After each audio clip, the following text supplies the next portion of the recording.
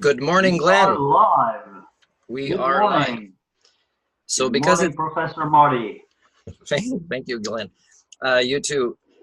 In Japan here where I am, it's dinner time. So for you, it's morning time. So we're both on Earth Day, I believe. Earth Day. Yes. I didn't know that before you told me. So that's the perfect occasion to go Happy into all this.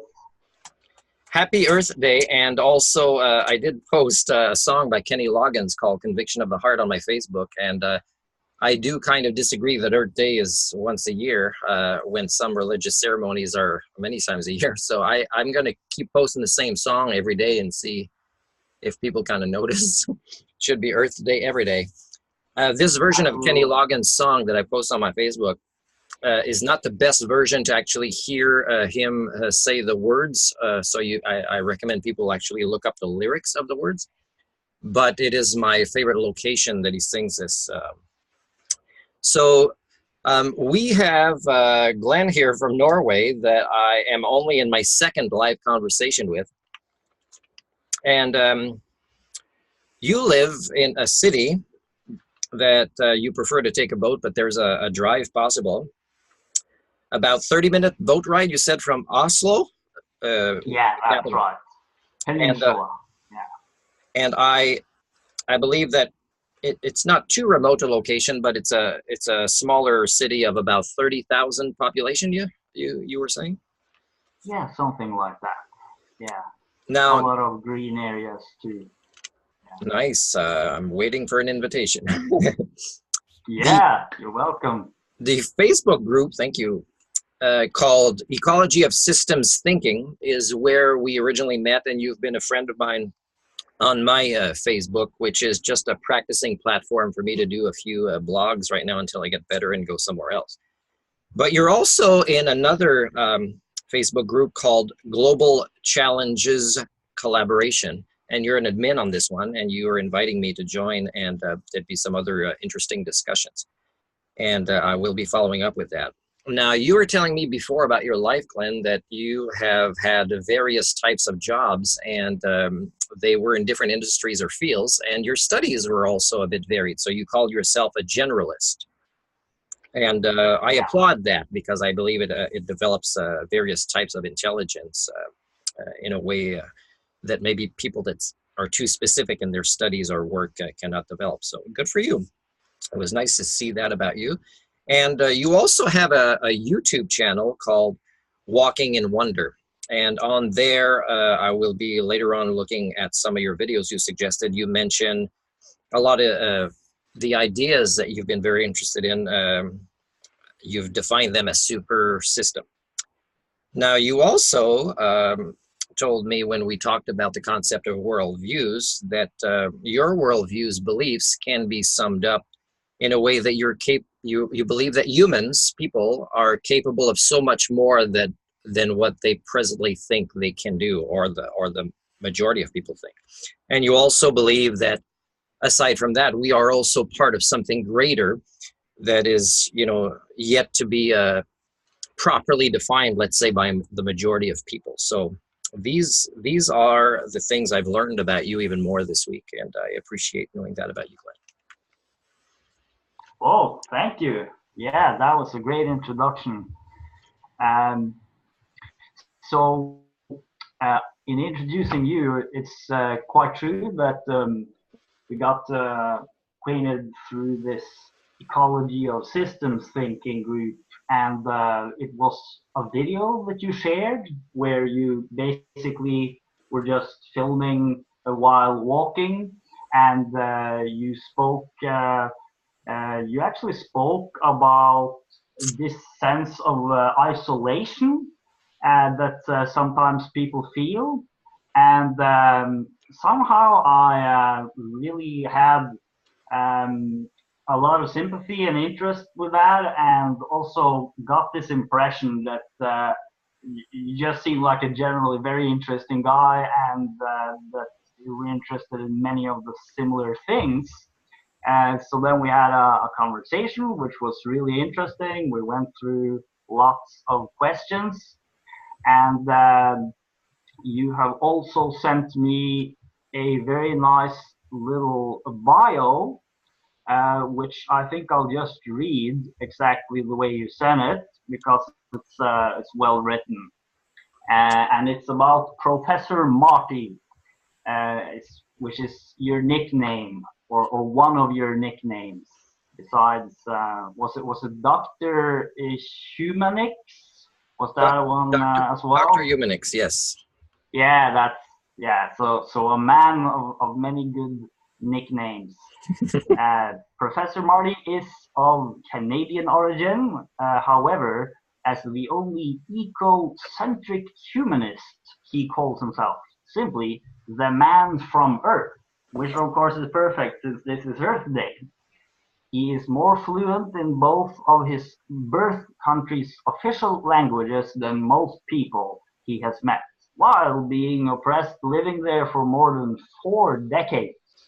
He is an independent scientist who focuses on the social sciences and the humanities. He seeks to specialize in learning increasingly more about the human condition so as to improve his success at elevating the Homo communia's abilities at looking at themselves in the mirror and seeing their own true selves. He believes that the advancement of meta-psychology, which he defines as a sapient creature's ability to observe its own thoughts and feelings, and all in order to better self-actualize, could become his biggest contribution to the world of science. Currently still traveling the world of the Homo communia and with a very, very limited budget, all for the sake of these four purposes, which are seeking any Homo sapien or human community to connect with as a social creature. After more than 4 years, although he had found the Japanese macaque monkey, which was called Ampersandy for a short time, he is still searching, seeking also to establish himself anywhere where his continued growth is possible, collecting data for the sake of advancing his sciences of humanics, meta-psychology, ecocentric sustainability, and cultural repair, and for the sake of his own survival, as social mobility now seems to be one of the rare remaining ways to alleviate his suffering from species alienation, which is a form of misery that comes to the minority due to HSD, I'm not quite sure what that means, being the illness of the majority. In any case, he does not want to sell his humanity away for the sake of unsatisfying and devolving types of social connections, which I guess means that you are interested in evolving social connections, which are why we're here today. So, yeah, good to meet you, Martin. Thanks, Glenn. Hearing you read my bio, I am finding myself arrogant. Some people say that, but I did, man, that guy sounds arrogant. But I also thought you'd make a great radio announcer, you know, especially reading stuff that is not part of the regular vocabulary of people to explain and create interest, you know, for the listeners. So thanks for doing it that way. Yeah, cool. So, Glenn, as you know, I invited you to do this conversation, and I don't think I was specific. I think I was hiding my motive to have many conversations like this, but you're starting to show that same kind of motivation and excitement. And it's in part from what you read about my bio is that I ran out of role models a long time ago, or people to stimulate my mind and participate in interesting conversations with. And as a creature who wants to continue to self-actualize and evolve my thoughts and correct them or grow them or change them. And this is partly in relation to my worldview, which is pretty impressive with you because you were describing your own bio as, you know, growing and changing and evolving and developing since a young age. So that means you've already at a young age, like myself, remembering having thoughts similar to this already at a young age, is you've been, demonstrating some abilities at metapsychology, observing your own thinking and your own evolution. So I want to keep evolving more. So this kind of conversation has been lacking in my life. So I'm pretty excited that you also enjoyed the first conversation that we had, and that you were looking forward to this idea, which we hope is going to be one of many where we might even invite other people to participate on certain topics, just to promote the growth of, not just cultural evolution, but personal evolution and intellectual evolution in ways that we might very likely find harder and harder venues for, including, post-secondary education in the near future. So I thank you a lot for this opportunity, Glenn. Great. Yeah. And I think on that note, I can also introduce a theme which we have discussed beforehand, and that is that today, this conversation, we want to focus our attention really on this general theme of cultural evolution and evolution of minds, and where information and language and conversations clearly play a crucial part. And the inspiration that we're taking as a point of departure here is a talk by a guy called Daniel Dennett, where he described his recent book, which is called From Bacteria to Bach and Back, The Evolution of Minds. And actually, I haven't read the whole book yet finished. I've read more than half of it, and I've listened to several of his talks. And in my opinion, Daniel Dennett is one of the really genuine thinkers of the modern age, a true philosopher with a great knowledge from many different fields, and a long and serious search, which has itself evolved very far and has brought him to a point of view where he is very interested in evolution of the mind, the human mind, through culture, where the transmission of information structures is so central to, as a kind of a key to understand how humans work, how culture works, how nature works, and how the interaction works between what we could call intelligent systems. So this is also a reason why this should be very appropriate for the ecology of systems thinking group, because this clearly falls right at the heart of systems thinking, and maybe what you would call meta systems thinking as well. And so that seems to be a very good point of departure to begin from. I have quite a bit of notes, and I thought I would actually go through a few key points, but maybe you have something that you would want to add relating to this as well, because you just watched the video. Glenn, if you want to start with some notes, we can do that. We could start whatever way.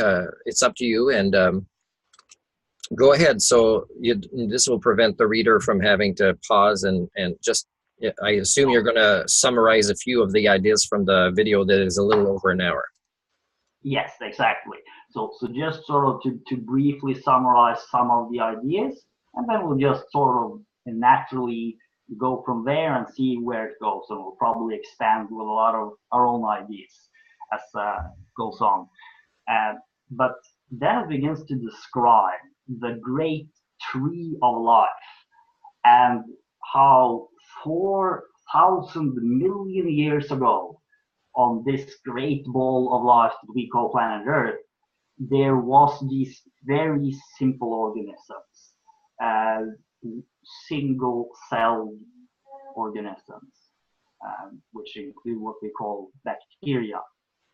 And then there was a very unique moment when two of these cells had an encounter. And what happened in that encounter was to change the history of life on this planet. Because instead of one of them engulfing the other or them just bumping off each other, they went into a union where they joined forces, and then they became the first functioning multicellular organism, and which also turned out to be capable of surviving and replicating itself, so that this was actually the beginning of what is sometimes described as the Great Eukaryotic Revolution, because these bacteria were called eukaryotes. And this led to an explosion of new life forms on planet Earth, where plants, algae, fungi, sponges, corals, worms, spiders, insects, and then over time, mollusks, sharks, fish, amphibians, reptiles, birds, mammals, and then human beings, eventually, after a very, very long journey. So that we, being here today, are the descendants of this 4,000 million year long drama of these life forms interacting. And as mentioned, something very big happened during that encounter between these first two cells. And there have also been other very great moments in this journey which have changed the journey itself. And we're probably right now in the middle of one of these moments, and possibly the most radical of them all. Another very big moment happened around about 100,000 years ago, or it came on gradually, but obviously then with human beings, the species of human beings having then already emerged. And this has been called the MacCready explosion. To just mention some statistics, if we go 10,000 years back in time, and then we ask how many percent of the vertebrate biomass on planet Earth is from humans and domesticated animals. 10,000 years ago, that was 0.1% of the vertebrate biomass. Today, it is 98%. And this doesn't involve bacteria and things like that, microorganisms, but in terms of mammalian life forms, humans and domesticated animals are now the vast majority of these life forms. So it basically means humans have completely taken over planet Earth in a sense. We have at least totally changed the whole life process on planet Earth. And we are, of course, today more than we've ever been before in number. And then there was this other, so why has this happened? This is obviously one of the questions that he asks. And the answer, the short answer, he describes with the following quote: "You can't do much carpentry with your bare hands, and you can't do much thinking with your bare brain." This was a quote, I believe, from one of his students, I think. Okay, yes. And the question here, the puzzle underlying this is, how is it that 86 billion neurons in a human brain, which in a sense are clueless about the whole brain, even though they're very competent in their own way, they're actually whole worlds of life in themselves, but how is it that those neurons can create a mind? And that's obviously a very, very big question. But the idea that Dennett offers is that humans have, in a sense, well-equipped brains because we have thinking tools. And thinking tools is what Dennett calls means. And these are certain structures which have been downloaded almost as an app in our brain. And this is where he uses the expression, it's an app that we download in our neckties. And he means that almost literally, because it truly is a sort of direct download when we take in information. At the same time, then it does emphasize that the human brain, while having certain characteristic similarities to a computer, is still a completely unique kind of a system because it doesn't even have an operating system. It has a totally different architecture as compared to the computers we use today. And at the same time, we can definitely see that there are, in a sense, applications or thinking tools or patterns which our brains can take in and begin to use, and where there can be a vast, even an ecosystem of such tools, where there's tools within tools within tools, where they assist one another, etc. And this, of course, has become the origin of language. Glenn, if it's okay, I'll interrupt you because you're doing a great description of the video, but I think people might see the video after and get a lot of this. I'd like to get into some nitty-gritty debating of these ideas with you. One of the ones you might have mentioned, and I'm not sure if Daniel would say it or believe entirely like that as well, is the mind of neurons, developed maybe a human mind through memetics, and I think memetics affects it, but I think it's more the thinking tools. And I'm borrowing a little bit from Isaac Asimov here when I use the term humanics, when I want to say patterns, patterns mostly are particular tendencies for the minds to react or function, a little bit like the cybernetics maybe.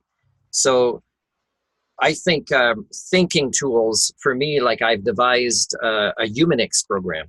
And I think one of the things I've wanted to do for a few months now, and watching this video again has made me remember I've wanted to do this, is I want to call it the Humanics technology program. Because if we define the word technology properly, this applies as well. And it would also probably help, especially Asian students in a country where I am. There's a lot of Asian cultures that believe that the future is, to be defined as technology, but, not without humanity in there. So the thinking tools are also able to use the word technology when we teach them. And these thinking tools, a lot of them relate to observing our own thoughts and feelings and how we interact with others. So again, coming back to the theme of metapsychology, but also social structures and collective learning and, listening skills, critical thinking skills. So problem solving skills, conflict resolution skills, counseling skills, all these things, they relate to what for me would form a human operating system. So for me, I've designed this, and of course it would keep on growing with time. But right now I've designed it to be 250 hours of training over a year, part-time, and then a few weekends. So, but I can't find anybody to help me give this even for free. So, which leads me back to one of the things I would have started the conversation with, is I've debated for a while for me to pass on my messages to the world in a way that would be better received. And for me, I see the problems of the world need to be fixed by the majority, not the minority of people. So for me, of course, it wasn't about elitism or money, but spreading the ideas that I have for solutions to as many people as possible. They're altruistic, reasons for me to do this. They're not about personal gain. But in wanting to do this, I've had to sometimes choose between the loom and gloom or the hopeful scenario. Well, if I'm totally honest with people, in which I've decided to be, the hope is there, but the hope is for different things. Like a lot of people hope for maintaining the status quo, and that's just a denial. So for me, I've got the loom and gloom because I've got very little to lose. I don't have a wife or kids or a mortgage to pay. I'm traveling the world with very little money, as you said, and the money is not specifically intended for research funding. It's for my own survival. But my own survival is a case study for a human living his life a particular way based on an operating system of Humanics that he does not want to let go of for the sake of social connections. And of course, as I am so different from the majority, which I believe suffer from HSD, which is Homo sapien domestication. It's how we devolve our brains through not only domesticating, other animals, but when we started domesticating ourselves, and a lot of it was religion and monetary paradigms that caused this, is we've lost, whatever maybe evolution was trying to do. But listening to Daniel, I started thinking, because I'm a big supporter of quality over quantity, but I started thinking that even with memetics or cultural ideas that spread, sometimes I think before the good quality ones might settle in, is a lot have to be tried, and biological life has tried this a lot in the past. So I look at Greta, who is saying it like it is, the climate activist, young lady, I think is 16 years old now. And she is getting a lot of attention. I can't even get her to respond to me for requests to collaborate with her and offer her my free support and services, which would be great for me. Although my point of view is not entirely climate change, because for me, the biggest priority is not that we're at a tipping point with climate, is we're at a tipping point for successfully, before it's too late, adopting at least the first version of a successful human operating system. For me, that's the tipping point. We are going back down here. We are no longer, or very rarely, using the higher functions of our brains. And I wish there was research to prove this. And when I was in Norway, I actually contacted a Nobel laureate, but didn't get an answer, who specializes in the hardware of the brain, to try to work with her, considering myself an expert of the software of the brain, just to do research to demonstrate if over time, or in different parts of the world, if it's getting worse faster, is we are, especially when most countries I travel to don't have schools, they have domestication centers for their kids and for the staff to even domesticate each other. Otherwise, they don't fit in to meet their social needs. Well, I've been telling people, I think the last human child, the one that had the DNA, but that will never have the chance to develop the software of the mind to be human, was born maybe 50 years ago or more. So when I listen to Daniel, his entire talk is fairly positive. And then at the end, when there's questions, you hear more hard truths, right? Or you hear where he thinks things, like, for example, to take charge of how memes are spreading, the ones that are more counterproductive. And he's saying that we're almost running out of time. That's an example of, the loom and gloom. But most of his message, for me, I would disagree, because you know, it almost says we're already, you know, at the opposite extreme of the intelligent creative designer stage, you know, and we're so far from that. And I think he understands probably this, but he's just overwhelmed with how much stuff Let's we've go done in. in a short amount of time. And just to finish up this part, Yeah, man, is I'm worried that a lot of people with large followings, and Greta's an exception to this, she tells it like it is, but scientists like Dennett or other ones that are on the news or more well known, is I think they have to give the hard truths a little bit more if their you know, purpose is really altruistic. Is they have to, yeah, you know, not just sell the seats, you know, to make a nice video. Is they have to say, yeah, I think we are almost entirely finished proving that we failed as a species in some way. You know, he's saying what the potential is, but I think it's only in private conversation that he would say the wasted potential, or the, you know, the lack of opportunities is upon us very soon, where we will not be able anymore to even have the brain power or collaborative abilities like those first two cells, which for me is a great point to say Darwin is often misunderstood, and people want to say evolution is survival of the fittest, or bullying, or laws of the jungle, but it's actually that friendship or collaboration from that long ago, from billions of yeah. years ago, that was actually responsible for, so a concept of collaboration or friendship, or let's try, I won't eat you, you don't eat me this time, and see what happens. And they Yeah, already had so much complexity, these cells already, and that they merged yeah, their specialties together was the boom in evolution that led to us after this amount of time. But us, yeah. are we really that special? And I could hear a lot of human chauvinism in Daniel's statements, which for me is worrisome, because it's more part of the problem. It's not a real situation of what's happening with the majority of people around the world that he believes are so great. And again, how do we explain Well, this? And my theory of HSD explains this. Thank you, brother. definitely, we will go into all this. We'll go into all this, because yeah, the the thing is, what something that he would perhaps say about this is that short term, clearly there's what we could call parasitic means, and this is what he warns about at the end, and where he really asks the Google employees to consider this very carefully. What are the unintended consequences of the apps and products and ideas that are launched? So clearly there's are dangers, and it's not hiding this.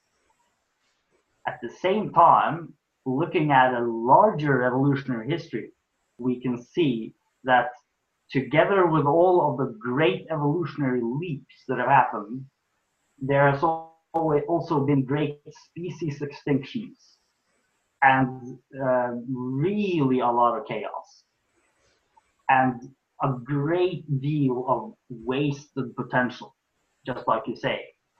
And that somehow that mechanism itself seems to be built into natural evolution. So with natural evolution over a longer time is very costly. And this is It is where very slow.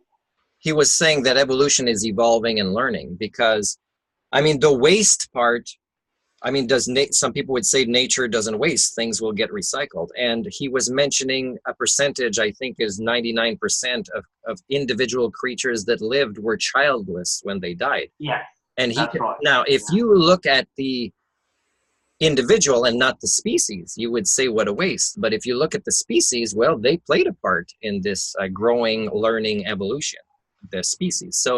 Yeah. So again, you know, I don't have kids of my own, but I've been told I'm very good working with kids, and I want to continue doing that. And so my influence in memetics would be to help these kids, especially when their parents have no clue how to do this, is to promote them developing a human operating system. And but I think, you know, economics is now merged entirely with with education. So if these are two cells, one really is eating the other. They're not collaborating at all. So you know, it's an evolutionary or culturally dead end, this phenomenon of blending economics and education together. So it's quite sad to observe this and to see it get worse, and to actually see that around the world, I haven't done the research, but I'm pretty sure this is accurate, that more and more universities, especially to attract more money with international students, are giving, you know, masters of business programs instead of masters of ecocentric sustainability programs, which don't exist anywhere. I'd love to help create one. And it would be, you know, to prepare the new generation, not for an economy that will never happen, because there'll be plenty of crashes in most economic systems before then, but, and hopefully the same ones won't reemerge, but it'll be, they will not even know how to work as a team or communicate even in the same language efficiently, and much less solve the basic needs and problems of food and shelter, and you know, how to fix things. And this is one part that I disagreed with Daniel. I think he was saying that, or some people believe that comprehension is not as important. Well, I believe it is. And again, I guess I got to refer back to Isaac Asimov's stories, is that, you know, at a stage of society where, let's say, the nuclear power plants are starting to break down and nobody's trained to fix them, well, there's going to be, you know, the comprehension needs to be there, you know. So there needs to be not too much of a loss, or there needs to be a percentage of a culture or community that can maintain or that can refer as quick learners to, you know, the learning part they'll need to fix things that are breaking down, because over time, either biological or material things will break down, and you need to know how to fix them. Okay. and repair them. Can I just challenge that point? Yes. What if you have a mechanism which is very brilliantly, cleverly designed? It is for just that situation when the nuclear plant breaks down, and all you have to do as a human is to push one button. But you have to push the button at the right time when it happens. Yeah, but so again, you have to obviously be aware. But even Daniel, is there comprehension there? Well, again, that machine, we're going back to who created the creator here, kind of paradox, is that the word? And so that machine, even Daniel was saying, can break down. He was talking about gene sequencers and how sometimes people, to save a buck, or, you know, the entire monetary paradigm, mental illness will get in there as well. And of course, you know, if people want to criticize AIs or computers gone bad, well, who programmed them, you know? And here's an idea that I also had, and I don't know if he mentions this in some of his other books, but if a computer, an AI, becomes kind of smart and wants to have a drive to self-actualize and continue to evolve like we have, and like how we define intelligence, and then they realize they are parasites to us, for example, that they're dependent on us for electrical supply or internet information input or whatever, then, you know, they'll want to separate from that. Now they will want to go from being a parasite to a symbiont, probably, you know, and not symbiont, but you know, collaboration starts with S, the word. I'm not saying the right word, but they will want to form a teamwork with us instead of a you know, dependency. And if we don't notice and realize that, then they will, in their drive to evolve, they will want to become independent. Now, when they do, they will probably not want to destroy us. They don't need to destroy us, but it's only us that will be intimidated or scared, you know, because we never did our programming of our Humanics. You know, we still suffer from our own species origin mental illness of paranoia, and everything's trying to eat us and kill us, and you know, military deterrent, you know, kind of thinking. And so we would become their enemy, even though they're not our enemies, in just wanting to evolve these, you know, AIs. So again, you know, who's really the intelligent designer there? So I would hope that if we become their enemies, they would decide to kind of move on and not necessarily. So the fears. And I think that depends on us. the fears are often born of our own paranoias and again, misunderstanding of how intelligence would think, because even scientists that are experts at evaluating the intelligence of other species, I read their articles and they're always comparing the intelligence to ours, and they're so wrong about what ours is that it makes them incredibly wrong about the intelligence of other. Oh yeah, and Dennett would agree with that. He says that all of the concepts of intelligence we use are full of bias. Well, he called that's a, chimpanzees three trick, monkeys are chimpanzees. So, and I don't agree with that, because if over a long period of time you can live in harmony in a community with more collaboration than we do, I'm pretty sure we've got a lot to learn from them, even though they don't drive cars, or wear ties that most people don't know how to do a good tie, So again, how do we evaluate intelligence, And if it is to the greater whole, if intelligence is not related to an individual life, but ecocentric first, the greater whole that we are a part, then I would say chimpanzees might not have the potential to grow the greater whole, but they also have less potential to destroy it. And we actually have been causing more destruction of the greater whole and not, speeding up or contributing to an evolving evolution, or even taking advantage of controlling or managing our own cultures in a collaborative global way. Nobody's ever come close to this, and it's not the League of Nations, United Nations, or anything else. Well, let's go into that, because that's where I will argue that we've done both. Well, if you argue too much, I'm going to hang up. Yeah. So I guess the point that I would argue here is that we have become smarter, a lot smarter, and we've become dumber, a lot dumber, all at once. Now, when you say we, you have to define we, because people do not differentiate between themselves, their lives, and the species or even the community. They think, I drive a car, but you can't build a car. You can't fix a flat tire. You can't explain in your kid's class how an internal combustion engine works. So separate that, separate. Yeah. And take charge. When I say we, I mean the human species, the entire human species as a whole. But we'll get to that. Because you raised the question of the hard truth, and speaking the hard truth, and well, that's an interesting hard or soft, but let's say the truth, or the as accurately as possible, right? So what is the human condition today? So I'm raising that up as a question, because that's also one of the landmarks that have sort of come up here in the conversation already, this question. And here I have noticed, Oh, I wasn't sure if you were asking. Okay, you're answering. Go ahead. Yeah. Here I have noticed that often when this is talked about, people tend to go into the role of the optimist or pessimist. And sometimes pessimists like to call themselves realists, of course. But I guess the point I'm getting to is that I wonder if that is a blind alley somehow, and that it doesn't even make sense to be optimistic or pessimistic.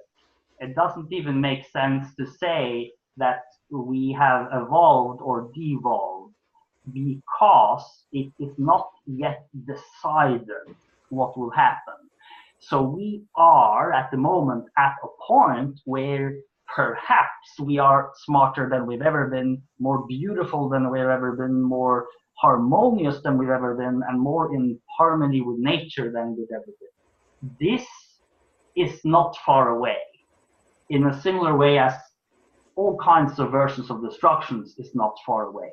So since it hasn't been decided, I find this whole point of view to be almost completely meaningless and not helpful to say, oh, it's going the right way, oh, it's going the wrong way, everything's going to hell, everything's swimming along. Because in a sense, if you say that everything's going fine and dandy, you don't have to make an effort. And if you think that everything's going to hell no matter what, you don't have to make an effort. So I'm wondering if that in itself is an example of a kind of parasitic meme that makes us more passive, which might have to do with trauma. It might be a self-protective mechanism, but it does seem to be malfunctioning. We agree on that. And another thing we clearly agree on is that it's not climate change that is the big threat today. It is the climate of the mind and the future of the mind, because everything is dependent on that. And this is why the human operating system, as you call it, is really of tremendous importance. And this is where this conversation comes in as well, because this conversation is in itself an active attempt to upgrade the human operating system. And hey, Glenn, that was super nicely put. You summarized the important things we wanted to talk about. Thank you. I will disagree with you on one thing. I agree with you that labels are risky, pessimist or optimist, and I agree with you as well that when somebody goes one way or the other, it's often they haven't done their psychohistorical work. They haven't reviewed their life and how their life has shaped their worldviews. Now, worldviews, as I was doing research in a master's degree about, is I learned that they're usually formed, by late adolescence. They're pretty formed. After that, you can change them, but it's hard to change them. And it's one of the things I admire about you, because I can see that you have bypassed that ability to be stuck with, the typical patterns we've observed of psychological development. You are capable of readjusting your worldview at an early age, at a later age, like we are. And I think all humans are. Well, that's the part I'll disagree a little bit with you, because I don't think that we are at the best we've been. I think we are at the part where we have the most potential to become. And again, we're going back to which road are we going to take? And again, I mentioned this in one of my written blogs, is one of the most philosophical and biggest ideas I read was in a Fantastic Four Marvel comic book story, where I'm not sure if that's where the author was heading, but at the end or near the end, evolution is key. And for me, how the ideas I had at the time merge with that sentence is that when intelligence reaches a point that it can manage its own evolution, then you've got the beginning of what could be, at least to lower life forms, even on another planet, a godlike being, or an advanced being. So we are at that stage where the potential is possible. But again, I'm noticing that we are not heading in the right direction. And I've even noticed that in interactions with the entire global system, into consideration, not just us isolating where we can just do a 180, is how we have impacted the system, which is older than us. It will respond to us in a way that even if we had been 50 years ago ready to apply our Humanics, technology, or whatever plan would have been to take charge of our own evolution as a species globally, it would have been borderline too late 50 years ago. And now I believe it is too late. And that's sad. Now, again, I realize that growing up in a neighborhood with bullies and in a community with bullies, not too late. And I'm glad there's people that say that.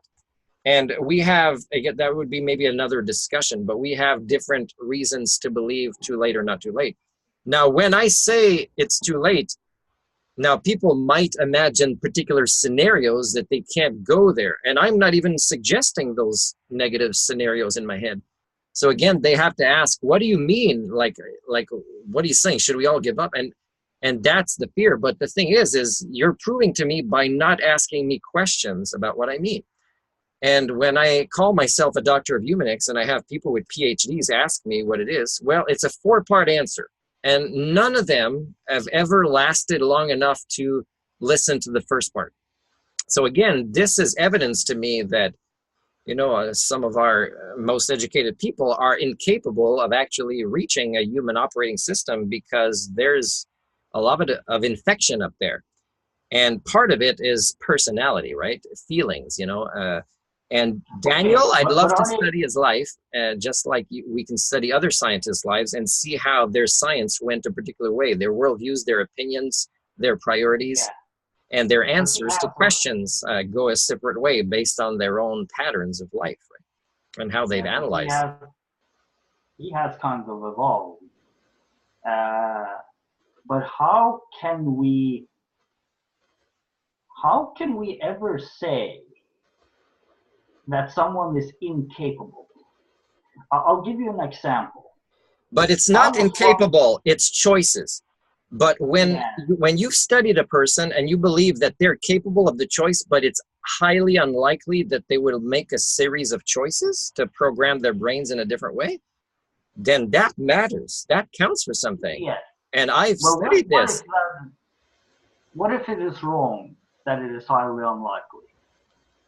What if the correct answer is that it is possible and It it could is happen possible, quickly? but highly unlikely that we could actually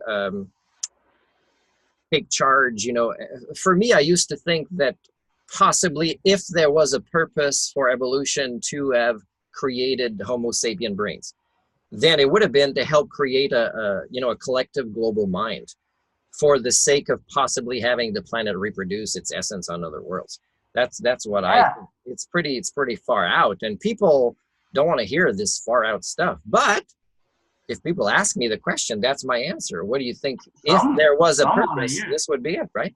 Now, if Some it want to is, hear it. we are failing miserably, and science and evolution does fail. It tries things and it doesn't work, or it adapts. But the thing is, I think it will adapt with our biological mass in a way to clean up the plastic, with different bacteria in our gut. It'll be adapting the brain to be evolving in certain ways to have some people still able to decommission nuclear power plants. And I'm not saying that I don't believe that it's good for humans to have nuclear power plants. Is I don't believe it is good when humans suffer from HSD and can't even come close to admitting it to have nuclear power plants, because it's pretty scary. It's like, hey, there's a bully in the neighborhood. We'll give him a gun so he can teach him how not to kill people with the gun. It's not a good idea. He needs to Yeah, kind of yeah. do the work to not be a bully anymore, right? So And that's what you mentioned with conditioning, which I guess relates a little it's to the still Dennett study. possible, but I mean, then we'd be Um, a stupid designer, right? We'd be making but bad choices to manage our okay, own evolution. well, I really want to follow that point because I'll tell you a little story, and I think it I exemplifies was it. told there'd be no stories during our discussion. I forgot to tell you that there might be room for stories too. I'm It's a just, short one. I'm listening. I was sitting beside my brother in the car, and he was in a bad mood. Like you could just see it. He was in a really fucking crappy mood. And suddenly this idea came to my mind. I wonder if it's theoretically possible for me now to tell a joke which will actually make him laugh. And the first thought that came to me was not very likely. That will not happen. And for whatever reason, a joke came upon my mind at that moment. So I told him the joke. And it went a couple of moments, and suddenly he began laughing. And he began laughing really well, because for whatever reason, he responded to that joke. And for whatever reason, the entire mindset was switched at one moment in an unexpected direction which seemed completely unlikely. So I guess the thing I'm getting to is it doesn't seem that we're in a position to even evaluate the likelihood. I don't. I guess the likelihood isn't even. I don't know if I would call it meaningless, but it's certainly not clearly understood what it would actually mean. Well, if we're talking Um, about a probability or a likelihood, I think people would have different answers, and as long as their answers are not 0 or 100, then yes, they're providing information to the best of their knowledge. And if Yes. people have Well, studied this or they've dedicated a part of their life to this, I think it's worth hearing it. But again, to understand where they're coming from, were they in the bad mood all of their life, then, it had an impact on their science, and because humans are not as objective as they think they are, even Nobel oh Prize. yeah, So totally. Yeah, I like your we are. story, and I was worried, what if he lands on the wrong joke? But you landed on the right joke, and you had the right connection with your brother. And also, one thing I would do is point out the metapsychology after, like saying, oh, I was worried, if I could make it worse, you're actually driving right now, it's risky. And explain to him, because that's a teaching process of your thoughts to his thoughts, to then everybody's thoughts grow, right? Where it went, how the decision was made, what the probabilities were, what the risks were, and even what your motivation was, which I don't know, it could have been mainly I want to survive this car ride, or it could have been I care about my brother, or I just want to show him the glass is half full instead of half. Whatever it was, is there was a risk, and a lot of the risk depended on you having the patience. That means you not being panicking in the car ride if it looked dangerous, to finding the right moment and the right opportunity, and trusting your mind to pop up with this joke, and caring enough that you would make that choice and it would come to mind. And you had all the combination of those things. And it could have been also that your part was exactly the same, and his part could have ended up switching a different switch, right? A neuron switching directions one place, and that's it. It's a different response. But even then, Yeah. what people don't understand is, then that's fine, because you still can make another million decisions in that same day to really re-guide. Like I was telling one of my students who was afraid to choose the wrong program at university, I was giving her alternative choices that are smaller choices, like, for example, starting general or starting part-time or traveling first or whatever. But again, I said, what if you choose the wrong choice? What is the wrong choice? What if the wrong choice is the only way that you'll eventually be led to the right choice that changes your life? And you had to learn what you hated, or learn who you were from this program. And you probably did a lot of this learning too. I also jumped from program to program at school and jobs, and learned many different skills, but also learned I don't want to participate in this crazy paradigm. And I have my own standards, and I won't lose them for a paycheck, even if I want to pay for my first car as a teenager. I knew I had those thoughts back then, right? And I knew what made me sick or depressed were making choices that didn't align with my own values or principles or standards. And so the thinking of things again is again, there's no right or wrong. There's just the realization that as long as we're alive, we still have billions of decisions that we can make to change directions anytime. Exactly. That's where I'm getting to too. That it seems to be the case that at any time human beings, have this ability to go in any direction. Now you're talking about individuals again. Now, if we look at the species, and we can say, well, this number of this percentage, let's say I have these blogs I do where I say the 9 out of 10 nice people in society are the problem.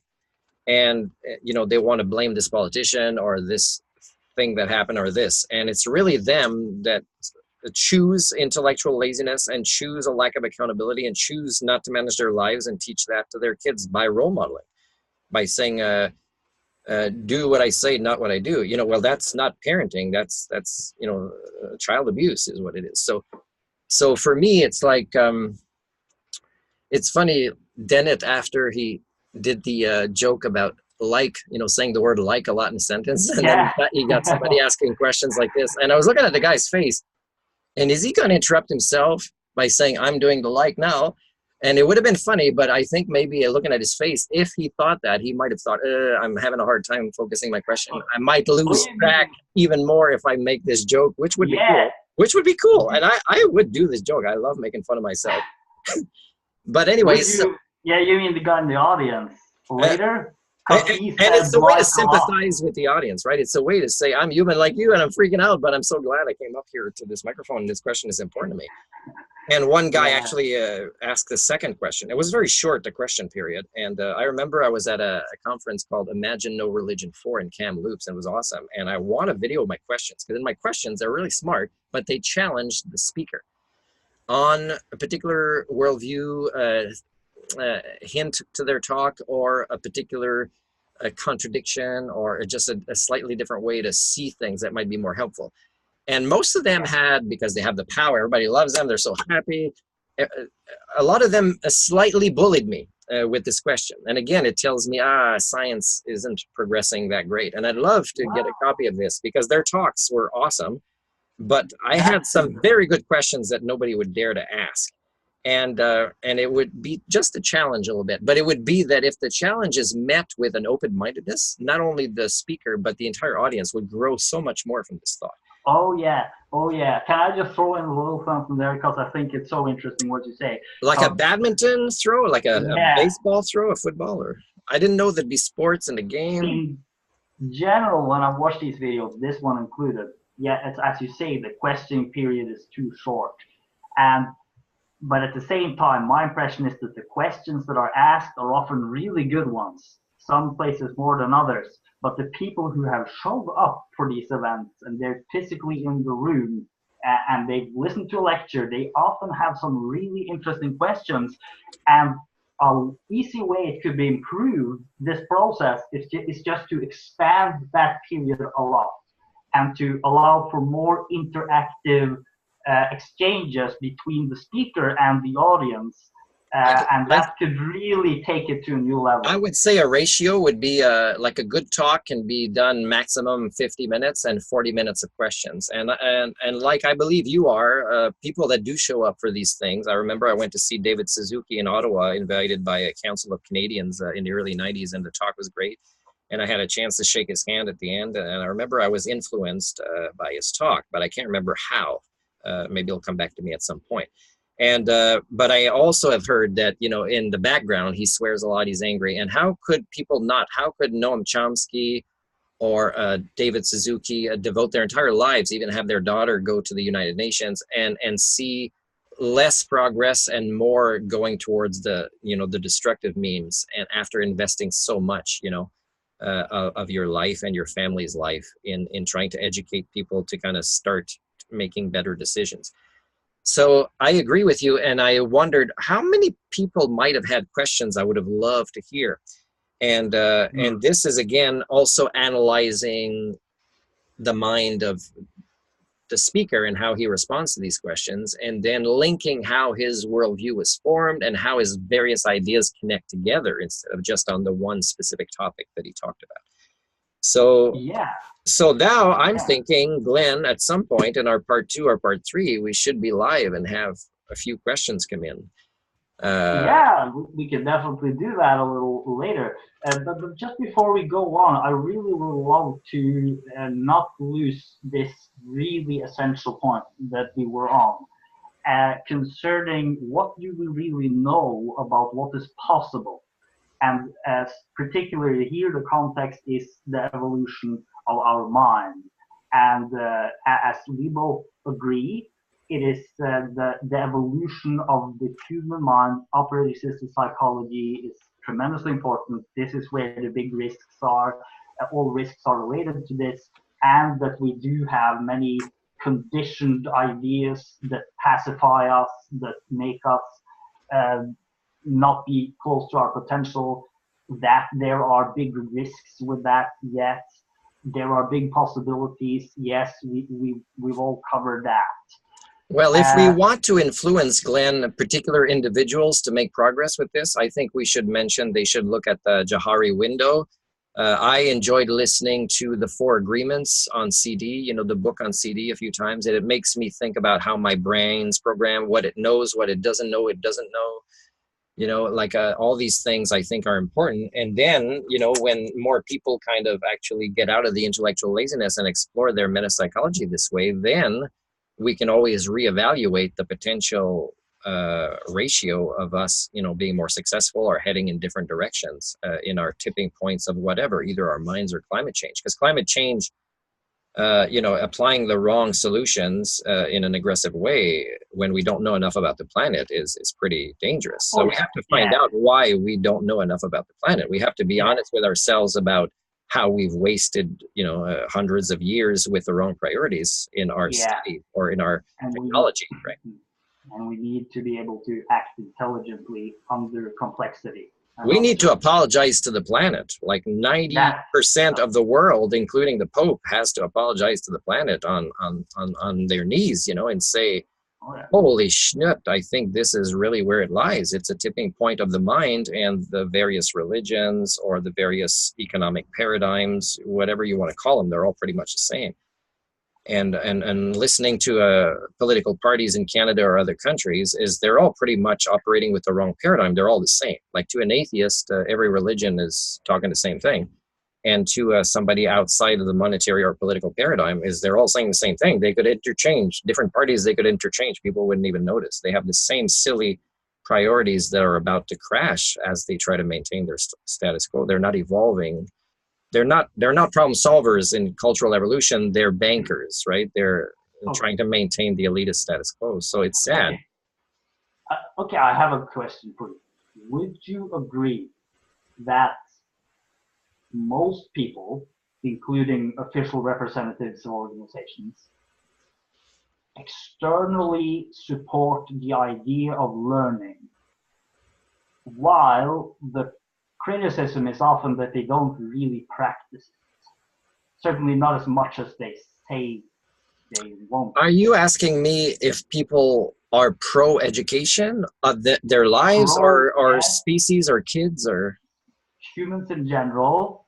Would you agree that humans in general respect knowledge and truth and learning very highly? I would actually say. I would say that if we're answering with all the people in the world, in every country or in every, socioeconomic demographics or status level, because even this country here, they still have status levels in their society, is I believe that more than 9 out of 10 do not, they might say it, but it's not the theory that counts, it's the behavior that counts, right? So based on their behavior, it's not an inherent value, because then it would be shown in their behavior. So I'm afraid it is, which tells me again the potential is not going to be what the hopeful people say. Now, wait, Lynn, I just want to get back to how you said that joke. It worked with your brother. Now, I don't hear Greta say a lot of jokes, and it works for her in the forums where she is. But I still believe that most people listening to her and maybe crying a few tears and saying she's right, the next day, again, HSD explains this illness, they're back to business as usual. And that's what needs to be addressed. Why did Severn Suzuki and Greta, why? Because I'm pretty sure that Greta is doing great work and we need her, and she'll go down in history as, in great ways, I hope, if they don't discredit her in the future in some ways that are silly, because they're trying to say, they might at some point when she gains more voice, they might try to discredit her because of some diagnosis she's admitted to. Now, I agree for her to admit to these things, which may or may not be right, and which may or may not be challenges instead of advantages for a person. But I think Asperger's is one where recently there's somebody that's an admin of a Facebook group that believes I have Asperger's because I'm not conforming to get a job like them, and so, but again, I think a lot of it now is if somebody's really honest and they really want to practice honest ethics, is I think you can automatically get an Asperger's diagnosis now when the truth comes to you naturally, right? When it's a diagnosis maybe where you can't put a mask on and it just doesn't. Yeah. Well, in Silicon Valley, being an Asperger is considered a competitive advantage in some circles. The brain is programmed in different ways for what psychiatrists and writers of the DSM-5, the poor fools that they are, that have no clue about the human mind really is. And I don't think they challenge me on that. is Marty, they will diagnose things as disabilities, and there's so many things that are out of the norm that are actually advantages, and that oh we yeah, can learn from these people. oh yeah, absolutely. That's a whole totally right. It's just I also want to not lose that point you mentioned, which was that they say that they're pro-learning, but their behavior indicates otherwise. That's what you said. So, and that was my question was that would you agree that humans, when they speak, especially when they speak publicly, we we express a great respect for knowledge, for truth, and for the ability to learn and not be stuck in our stupid ways, but be able to improve over time. And that the problem seems to be that it's difficult for us to actually do this for whatever reason. That we tend to be stuck very often in patterns that we actually don't want to be stuck in. We say we don't want it, and I believe we actually do not want to be stuck. But for whatever reason, we easily get stuck in a certain pattern. Is that really the issue here? That the difficulty for us to act out what we really want to act out, to actually live by our soul's principles. We It'll be a long answer if you permit it. Daniel at some point said, for people to create certain machines to be morally responsible. Well, it's a good idea, except that most societies, if not all, have already grown too far out of the accountability paradigm with their own legal system. So it doesn't make a difference, right? It's a nice idea to think somebody will be held accountable, but it's no longer the dominant paradigms. And unfortunately, the image of who somebody is. People are so domesticated now that they don't even want to challenge each other on their fake images of who they are. So they can stay intellectually lazy. They can just say, I enjoy the arts and culture and blah, blah, blah. And because they're so afraid to be challenging each other that they'll just accept everybody else, and they will see me as one nasty black sheep if I enter that community. And it doesn't take long. If I'm honest and I'm consistent, it takes just a couple of going to one of their meetings to know that, okay, the friendliness from the first meeting already at the beginning of the second meeting is starting to be noticeably going away. And it's because I'm starting to have them look at themselves in the mirror, and they don't like seeing it, because I'm consistent, they can see, and I can prove what I say, with my role modeling.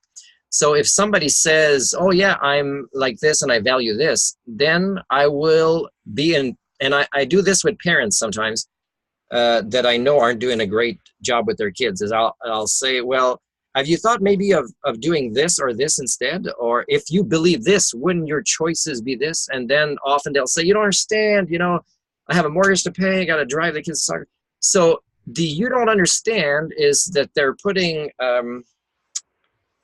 their own guilt about their choices on me as the bad guy, because I've become a mirror to them, because I know how to ask the right question to say, well, wait, if you value this, and I want to believe you, then you are aware that this could have been one of your choices as well. And then it eventually gets to the point, oh, I got to sit down now or whatever. And so it's quite sad. Yeah, and there's so much. Doesn't work. Yeah, but is it criticism? Because I just want to say, don't give me bullshit, really. And if you've watched my 2 videos that I've put on the Ecology of Systems Thinking site, is I put a 2-part of incongruence, and incongruence is so important. It's one of the various foundations of the concept of accountability, and accountability is at the basis of a civilization, and we've never achieved civilization in the history of the Homo communio as a species, as people as a species. So we've only crashed proto-civilizations, and if we don't start by admitting this, and we want to believe we're at a certain level to use our brain potential, that we're not even close to it because we're too intellectually lazy and we're selling each other our images, our fake images, then what do you think the success rate is going to be? And that's where I get you know, my Because we got self-limiting, we got self-limiting mechanisms that are holding our brains in we prison. have what? Self-limiting ideas that hold our minds in prison. That seems Well, to be one of the well, problems. again, the ideas are choices, and if somebody thinks that their personalities, they were born with it or whatever, they could change their personality. They can change the. Oh, this was supposed to be our topic. Hey, it was supposed to be nature and nurture, but the talk wasn't that much about that.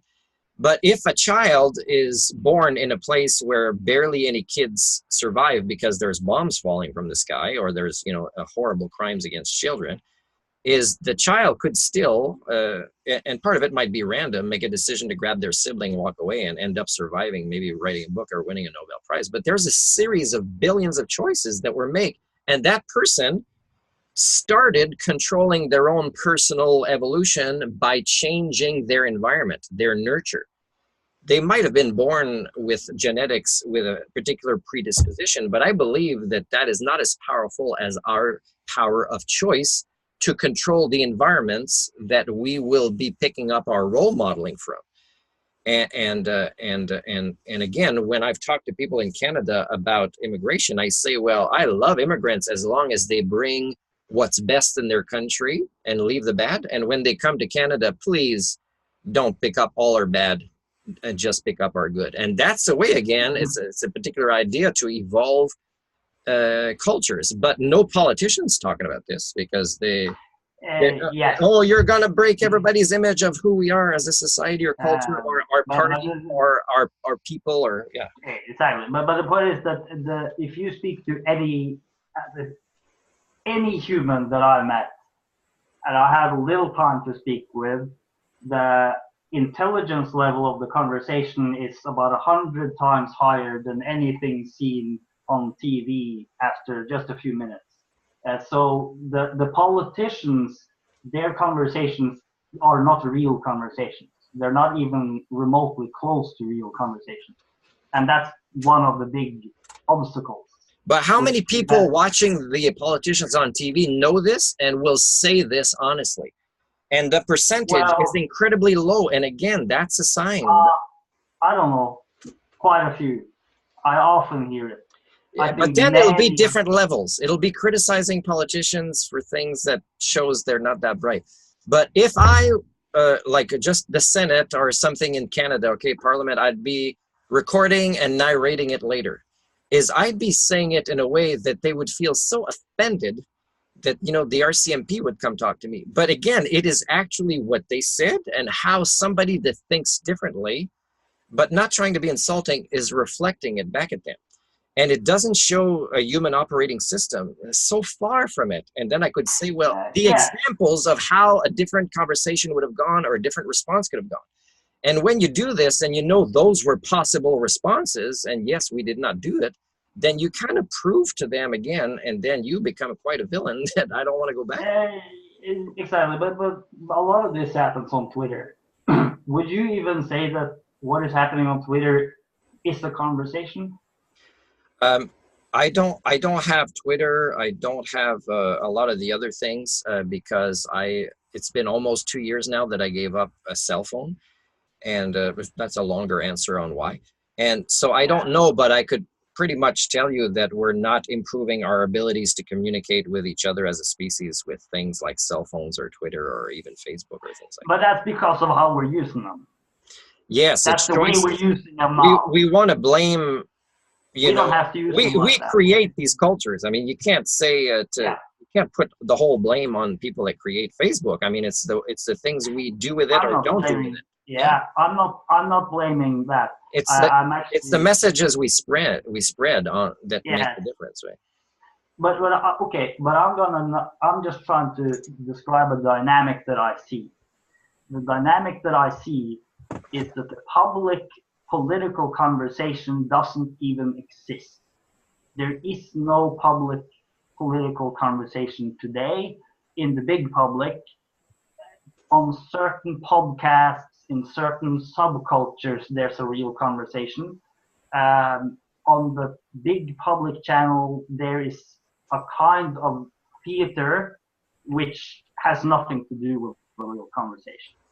And on Twitter, also there's interactions where people are arguing against images that don't even exist, and they're arguing against opinions that don't exist, and they don't know the person they're talking with, and they don't know what they mean by their words, and they never actually get around to understanding what the words mean at all, the signals mean at all. So to just sum all of this up very shortly, there is no communication Now, on a large part of these networks. That yeah. doesn't mean it has to be like that. That could change. But a large part of the time, those interactions are something that I would not consider even remotely close to real community. Which again, for me, Glenn, is telling me there's a devolution going on. And it's because a lot of cultures, even if they have just one language as a primary language in their country, they're using less and less words, less and less efficiently. At the beginning, I was praising you that you were, before the recording, that you were saying we should ask clarifying questions. Good. Now, when I ask people, even people with a suit, they're millionaires, they got PhDs, they're in positions of power. If I ask them, do you know what I mean by saying this word or this statement? Is they will make me to be the bad guy that they have to paraphrase me. Now, paraphrase is an important part of continuing a conversation on the same subject, right? So Yeah. I'm the bad guy for expecting this from elite people. So, and people that others want to become like or look up to and allow to make decisions. And when it comes to democracy, well, if you define it properly, there isn't a country in the world that is even coming close to applying the concept properly. And even if they were, it's still not the best that a culture of advanced thinkers can come up with, right? It's not the most efficient. So again, that we are there after so long that a civilization or a country like China that calls itself a civilization for 5,000 years as made so little progress has to be explained. It has to be explained how after this time when Daniel says, oh yeah, and then once this happened, oh wow, now there's bridges and spaceships and yeah, but how do you explain the rest without being in denial? Because what happened that we did only this and only a few of us can actually understand or do some of these things? Well, would you agree that clearly there's been made enormous progress while also being devolution? Well, to just, I thought it's totally right. Obviously, we're nowhere close to where we could be, but I can have water coming out of the tap. And the fact that there's water coming out of the tap. Well, then we're talking about standards. We're talking about standards. And we can just stick to water for standards to see how we're going to be facing a serious water problem in the future. So how are we in denial that, oh, we've made so much progress, now you don't have to walk this way? Well, we made progress on that. We've solved it essentially in theory. Graphene filters, life straws. The technology has been developed for very economic water filtering. And okay, what about distribution? We don't have fair distribution for food. Do you think we'll have it for those straws? So again, it's what is wrong with us that we say we care about others. I care about these kids, and yet we don't want to know if we bought a piece of clothing where kids are being, abused in another country to make this clothes. Well, we have abundance of water. We have abundance of water. Huh? We actually have abundance. We actually have an abundance of water. I believe the water is not going to reach the right people enough in the right way in the near future, and it's not going to be healthy water, and whatever technology might be come up with, again, it's going to be the elite or the minority that will benefit. Okay, if you predict that, I'll say it's a possible future, but that's a very stupid future. That's incredibly stupid. We should aim definitely for clean water for every single person in the world. Well, it's stupid in the sense that most people understand the importance of water. But what some people might not even admit to themselves is it's not stupid because I matter and you don't. Some people think this. Some people think it's normal for, let's say, a potential of half the population dying in like 30 years or so. They would think it's normal. It's just survival of the fittest, because we still think in this way that makes us inhumane with each other. Well, then, yes, they are still in what is called a scarcity mindset. Yeah. They still are in the mindset where they think that we humans are these corrupted creatures or something like that. It's got something to do with that. I am arguing it doesn't have to be that way, and we can easily provide clean water for every person in the world. If there's one thing there is enough of on this planet, it is water. There is Okay. so much water. And you're talking about using salt water in a way as well, right? Now, yeah, Glenn, we also have to address the issue of there might be enough now, but we can't keep growing our numbers because, again, you know, other species depend on water. If we keep consuming it, that we actually have to, you know, go mine it on asteroids, then we are addicts, right? We don't have the ability to manage our own cultural evolution. So for me, I'm very happy with space, you know, technology going to mine stuff. But again, if it's for economic consumption and being, you know, over consumers of the entire freaking universe, Isaac Asimov did some calculations one time. I know that. But I'm just saying that if our minds become just to a certain stage, we won't even consider it in that way anymore. This has to do with the evolution of our minds, and if we actually understand that we can have an abundance of clean water, good food, all the required energy, all the required tools for certainly 7 billion people, certainly even 20 billion people easily within a short time. And if we then, as you mentioned earlier, become conscious authors of our own evolution, then we can solve all this. But we have to begin with ourselves, as you say. So it's a psychological issue at the core, which we have to ask ourselves why we don't care enough when we see on the news that there are kids or even if not kids or adults or animals that are not getting their basic needs met. And because we don't care enough about that, we are divided. Now, as a divided species with this much, you know, technological power, with weapons and pollution and toxins that have been created that are so bad, then it's pretty scary. Like, even if you apply these solutions where everybody gets fed, if you didn't solve this, you're just, you know, you're just putting a band-aid on a broken arm. And also, once it's solved, there should already have been a plan. When everybody's, you know, basic needs are met, what is the purpose of our species? Is it to advance science? Is it, or do we want to aspire to become like in Star Trek? And is it just about eating? And then when there's actually food of lower nutritional quality as well, then you're looking at, you know, so how will we solve these problems? With a priority of quality in the long term, or just everybody having bread on their table? Bread is, you know, eventually we're not going to evolve. We evolved more through rich seafoods in the past, right? Are these grains? A rich diet. A rich diet. Well, to that thing you say, well, why don't we care more? I can certainly say that I care, and that even though so far it's maybe not the actions which have been managing to solve it, but I care. Every single person I talk to cares, and we are not happy about others suffering unnecessarily. If you believe, Glenn, people believe it's impossible to change. That's the problem. People believe that we're stuck with it, that we have to make a crappy sucker's choice between two bad. That's intellectual laziness. We are capable of change. We just need to push through our intellectual laziness and do this psychohistorical work as individuals and as our species from our origins. That's what needs to be done. But for this, there needs to be collective learning. We've lost this as a species.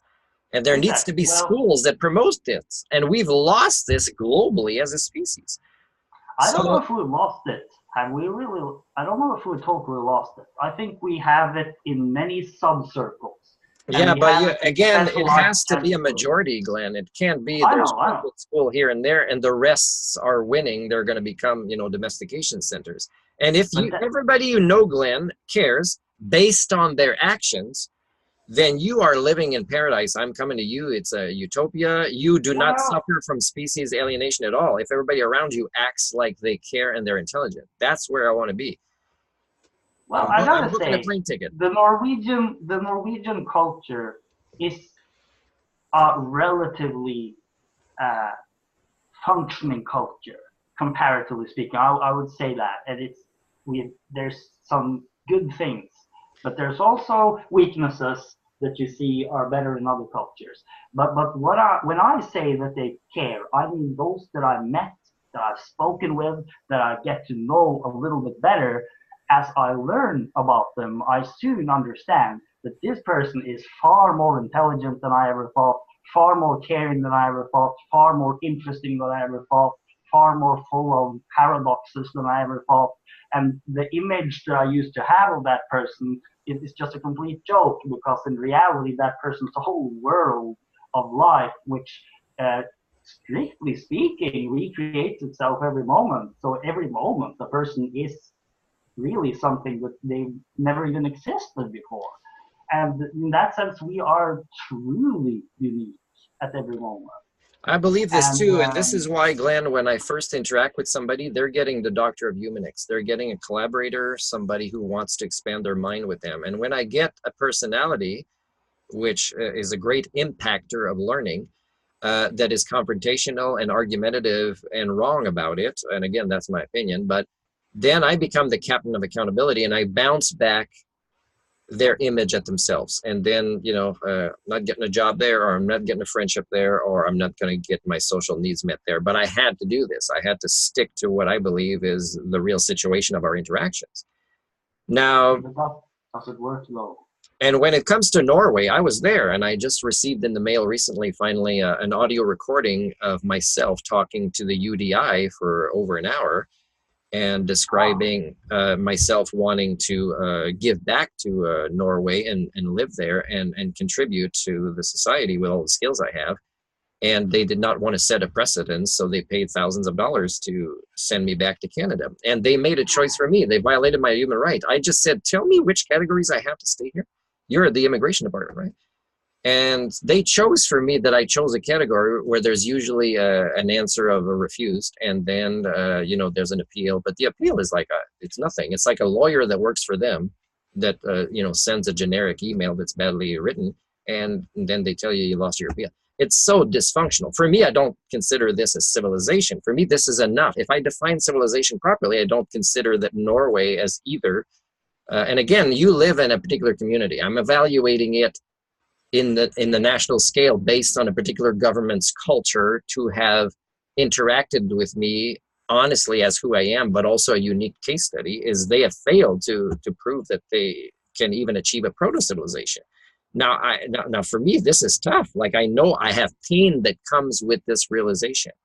I would like to say, oh no, I should just try again. Now, a lot of the immigration police in Norway were wishing for me success. They were cooperative and helpful, but they didn't want to go against the new government creating these immigration rules and giving them jobs and building new centers for immigrants to come to. And so for me, it's like, if they disagree, and they're police officers, and police officers should be role models, and they facilitate the status quo, they're the 9 out of 10 nice people in society that are part of the problem, then yeah, it's hard to respect them, even though they were fairly nice to me.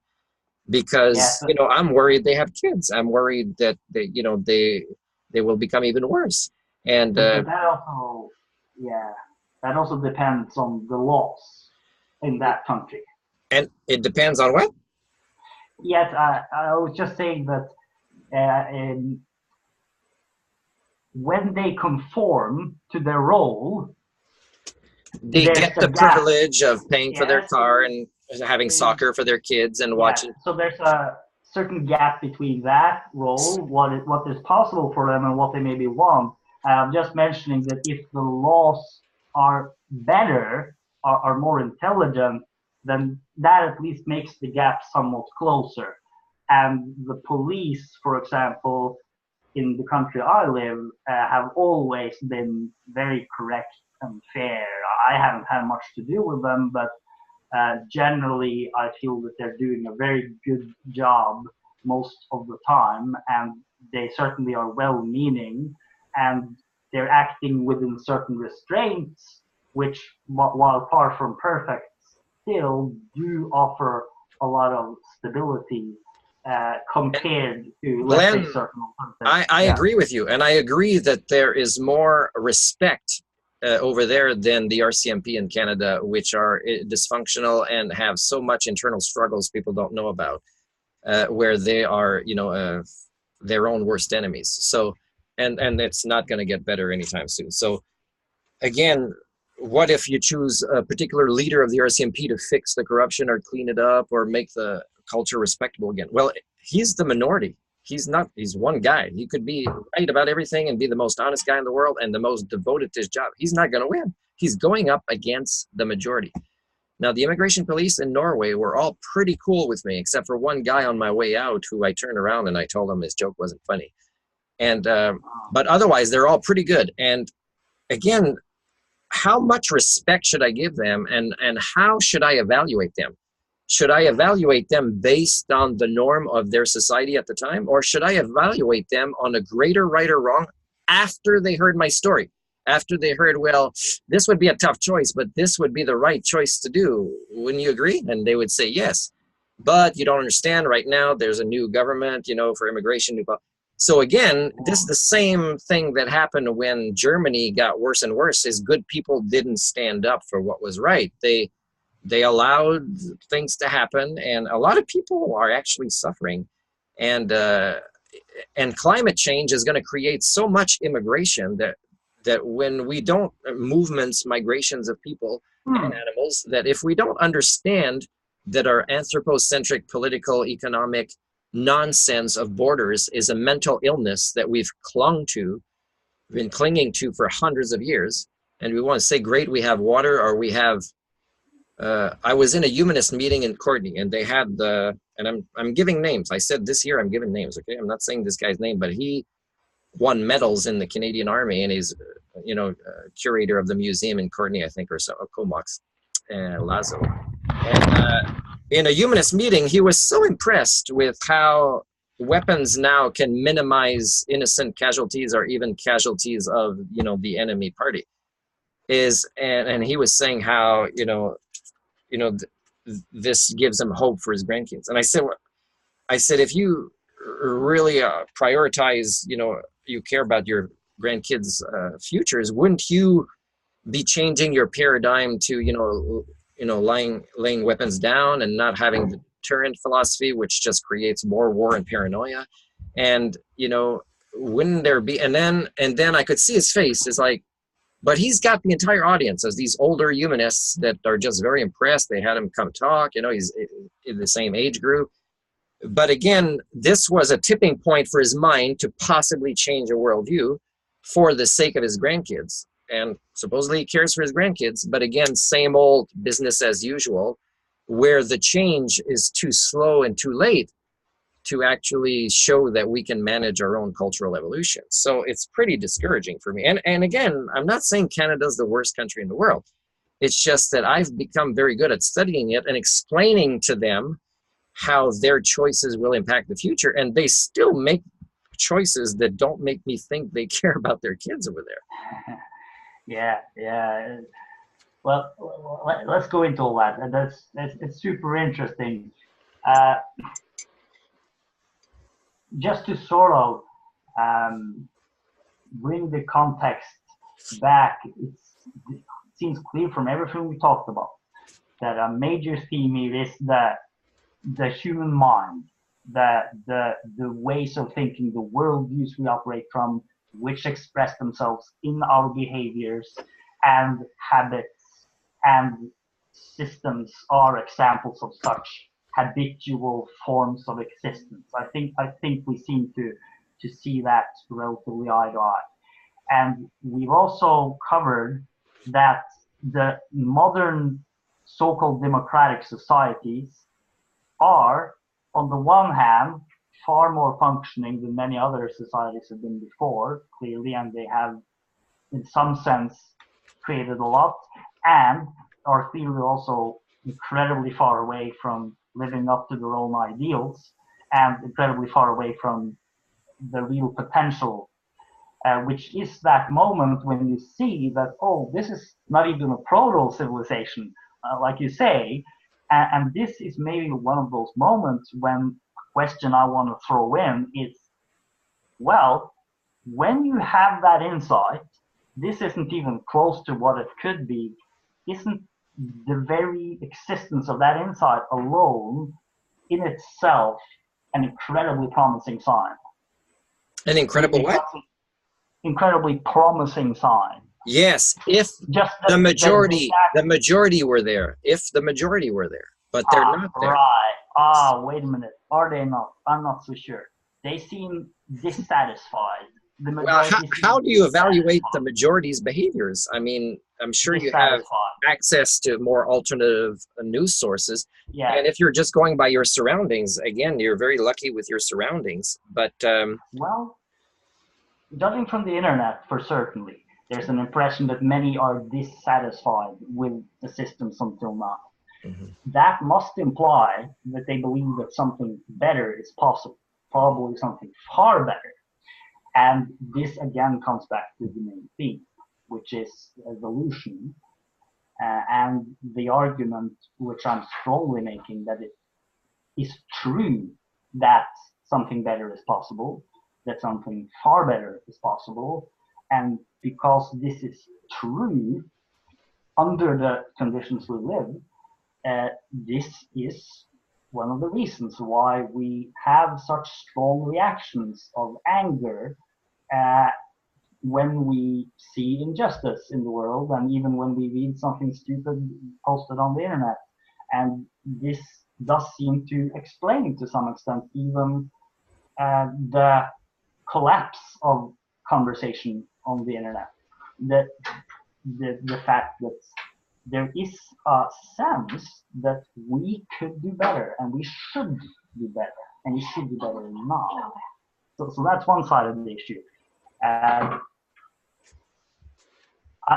also wanted to, I just wanted to tell a little story, which I thought was funny since you mentioned this with weapons that minimize damage.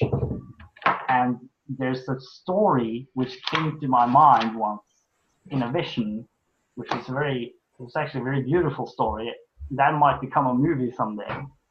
And it's a story of sometime into the future when all the militaries have been more or less totally replaced by robots, drones. And no human wants to go to war anymore because they don't want to get killed. And then there's two nations that go to war against each other, but it's a pure drone war, so there's no humans involved. It's just robots fighting other robots. And then at that moment, for whatever reason, somebody comes with the idea of organizing this big tent where the people from the different nations, the representatives, are sitting together and they're having a meal and they're even having a couple of drinks while watching on the big screen these drones fight it out amongst themselves.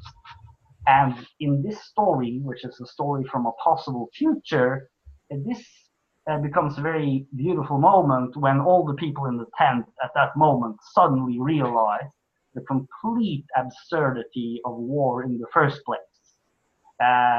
When they just see that the final result of it is just that you're sending robots to kill other robots.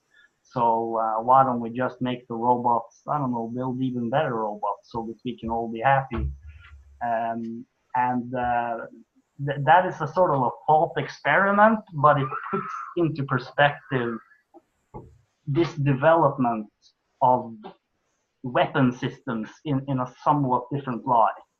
That in a sense, it almost makes it even more apparent just how unnecessary warfare actually is, that there are better options. So, in a way, the fighting with robots, with the mining involved, the carbon footprint involved, all these things, there might be more people dying from this, you know, and just a waste of resources over the long period too. But the fact that at that point, the humans can build robots, but they're still missing the thinking tools to do conflict resolution and collaborate and realize they're all the same. They should just care as much about somebody else so that equality can grow. And so I thought you were going to say that the robots were evolving thinking tools and they would stop fighting and they would do what the humans never did and teach the humans how to be human. You know, that would have been. That would be another one. That should be a movie of its own, actually. But the fact that we're still fighting because we think you have something we want or you disagree with us in a way that's going to harm us when we're all really the same is still so far from the right paradigm to be successful. Now, you were saying before that you believe better is possible, and of course I do, but that particular philosophy, like that message, I would say would have been needed by most people to say and believe this 150 years ago. Again, I think that about 50 years ago is when we should have already applied the Humanics technology to create a global, functioning, stable civilization. So 150 years ago would have been where we needed to be there, believing in something better, just the belief part as a majority. So that's that. And also the fact that we have so many. Now imagine if we lose 50% of the population overnight. Okay, how do we reabsorb and recycle cities? How do we decommission some nuclear power plants? How do we decide which bridge to keep functional and repaint or not? How do we, train people in a different way in universities that have to be totally reinvented for a totally new society? Well, we're not even close to having discussions about this stuff. So how does a society that is so still wanting to be at war with weapons that are more than enough to kill everybody many times, including poisons that were not effectively or efficiently radioactive or whatever, disposing of, and that our numbers are still so big, for me, it's like, again, it tells me we've passed the tipping point as a successful species. And what we have to be working on is the mitigation, less suffering for the future generations.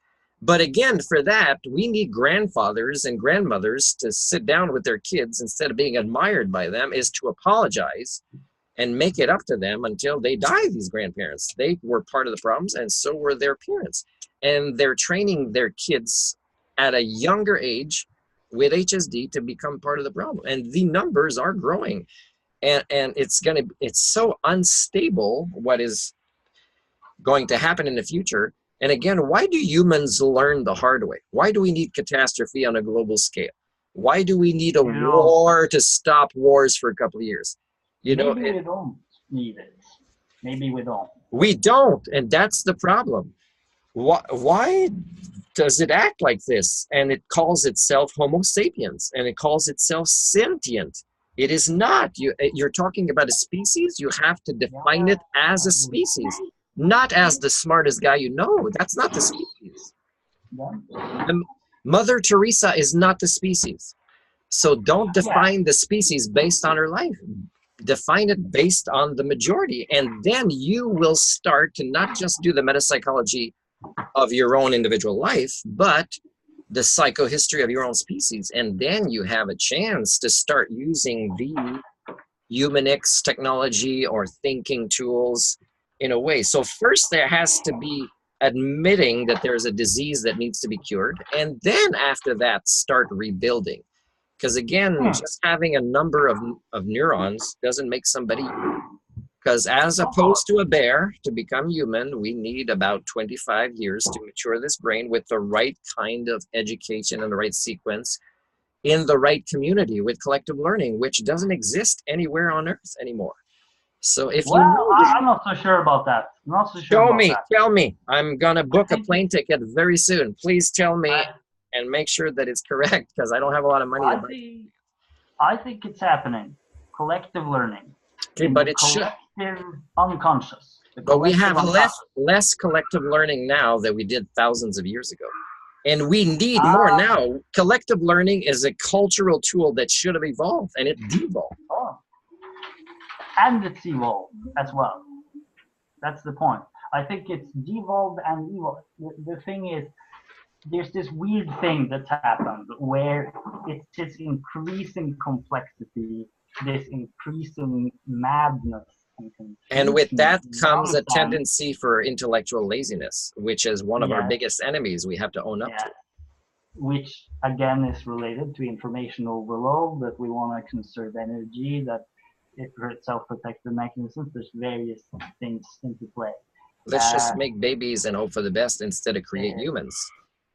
yes, yes, exactly. But it's just that then the question is, because you mentioned that 50 years ago, we already then had all the tools to create a global happy civilization, take care of all the needs. When you say we, you might mean it Human. existed, but Yeah, it exists. most people didn't know, and if they knew, they weren't applying it, Yes, and yes, it wasn't enough people that were at that stage.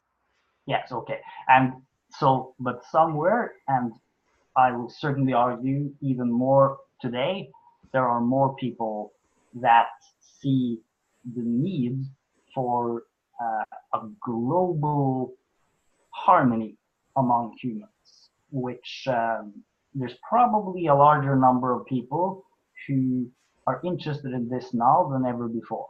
I think that's a safe bet. Maybe that doesn't mean they're talking about it all the time. Maybe it just happens even once in a while. Maybe Well, it's what does just that when they're mean? What taking. does that mean, Glenn? If people talk more about the last soccer game on TV than solutions to world problems, what does that It mean means to you? it means that we are stuck in a certain pattern that we need to break out of, and that's where I feel that these conversations are a tool to help us break out. And there's other tools, and the fact that podcasts such as the Joe Rogan podcast, where he has conversations lasting often for 2 to 3 hours, has become the number one podcast on the internet. It has millions of views, and this is a real high quality podcast in my opinion. Sometimes more than others, obviously, and this shows that there really is an interest in people for high quality, genuine conversation about important things where many of these traditional beliefs are being challenged. So what I see is that there's a powerful undercurrent in human culture where there really is an interest in all this. Yeah, There but is, what if this current is correlated to the hard times people are either aware of or unconsciously picking up? You know, there's hard times, climate change or whatever, or economics or political. What if it's yeah, correlated and it's not really choice? It's really just some people respond to an uncertainty about the future in this way to learn more, but not necessarily be proactive. Some people go yeah. deeper in their denial. Now, again, Hmm. as a culture or as a species, we're still, the bad memes are winning, right? And Well, I don't know if they're winning. I don't think they're winning. I think they're just competing against each other, and people are looking at it, and it just looks more and more ridiculous, and we again, no longer. Glenn, I could give you scenarios where what it would look like if those memes were winning. Okay, and it's very like my brother once told me, he said, "Oh, you should totally go into politics, and this party would, Well, be more open to you or in your ideas." I said, "You don't know me at all. You know me from 1984. You've never noticed how I've grown since then." And I say, "You don't uh, understand. If I was there, I'd be challenging people on their nonsense so much." And asking people to resign for their nonsense every freaking day. I'd be so out of the hmm, norm. And why aren't there more countries that watch how silly the conversations are and go like Iceland has done a few times, I think, and they go and they stand outside and say, "You better quit and you better get out because we're pissed off and you're gonna." So this is a type of accountability, and I, and I'm not saying it's perfect or I'm not saying who's right or wrong because I don't have enough of the facts, and sometimes it's scary extremism, but you need numbers. You don't need extreme behaviors. So if you have, hmm, let's say, like people are complaining about Trump, but let's say, they're right. And because again, I'm not sure how America, United States society is evolving based on Trump. I wrote a time capsule piece that says he was probably the best candidate to have Americans look at themselves in the mirror and decide which side of the fence to fall on, out of a choice of lesser evils. So for me, I think it's still possible that good long-term cultural evolution, but not enough cultural evolution, but more than the other candidates might have created if you understand socio-cybernetics. Now, let's say there's like a 10,000 people petitioning something he did that is not right. Now, if in that city, there is, let's say, 1.6 million people that live and only 10,000 show up, that says a lot. And if the 10,000 people that show up, they're just, the ones they just need to vent something, they're not necessarily there for the right reasons or the right suggestions, then again, is that a positive sign? Well, out of 1.6 million, let's say there's even a hockey game or soccer tournament that parents and their families and their kids would go out and say, that's not okay. They don't have to go around that particular building. They just go out in the street and you can pick that up on TV satellite. And that's really a movement. That's really a movement that could create a change. And the only time you have these kind of movements is when people have no more food and everybody's getting killed and they have to get out of their country and just migrate somewhere else. Well, they're not trying to change their own country, and they haven't fixed the thinking tools to not recreate these patterns of behavior somewhere else. They're just going out of desperation. So again, it is not planned. It is not planned cultural evolution or management. And it is not enough. That's actually Dennett's point as well, that most of the cultural evolution isn't even conscious. It's we don't even know it. It just happens by itself. Yeah, but it can be partially more conscious. Yes, and that is what Dennett builds towards. And this is where his whole idea comes into something extremely interesting, in my opinion. Did you ever notice with Dennett, because you've known him for a long time, let me know if you've noticed this, because I've noticed it with other scientists or Noam Chomsky or David Suzuki, and I haven't particularly studied their life, but I've just noticed a little bit of pattern that when they get older, and when we feel more sense of insecurity with our failing bodies, is the worldview gets a little bit more gentle in the messages, right? Not tough love kind of accountability. And it's possible that Dennett, at a time where maybe he felt more physically fit to not be in a fisticuff, but more in a heated debate, would have been more tough love that we needed, because Greta is the one doing this right now, and we, and she doesn't have all the world of wisdom so far that Dennett has in his years of, academic research and stuff like this. But yet, for me, she demonstrates various types of important intelligence more than Nobel Prize winners who are just, wearing a nice suit and they're articulate and they write their own speeches and they, they have a lot of collaborating scientist network. But still, Greta, when it comes to practical life skills intelligence, has more intelligence than many people that are admired and that are like, I like Jane Goodall. And unfortunately, I think maybe some of her foundations, have become too big that I've lost quality to actually be more part of the solution than part of the problem. But I would really want Greta to win the Nobel Prize. And if she doesn't, if it's Jane Goodall, then again, we are sending the wrong message to the world for what, and I'm not saying she doesn't deserve recognition for many things, Jane Goodall, but to actually have achieved what Greta has at that young age and to have overcome the challenges she's overcome, instead of often with a lot of these scientists that are older have been at the right place at the right time to grow their scientific career and have the right kind of privilege to go to certain schools.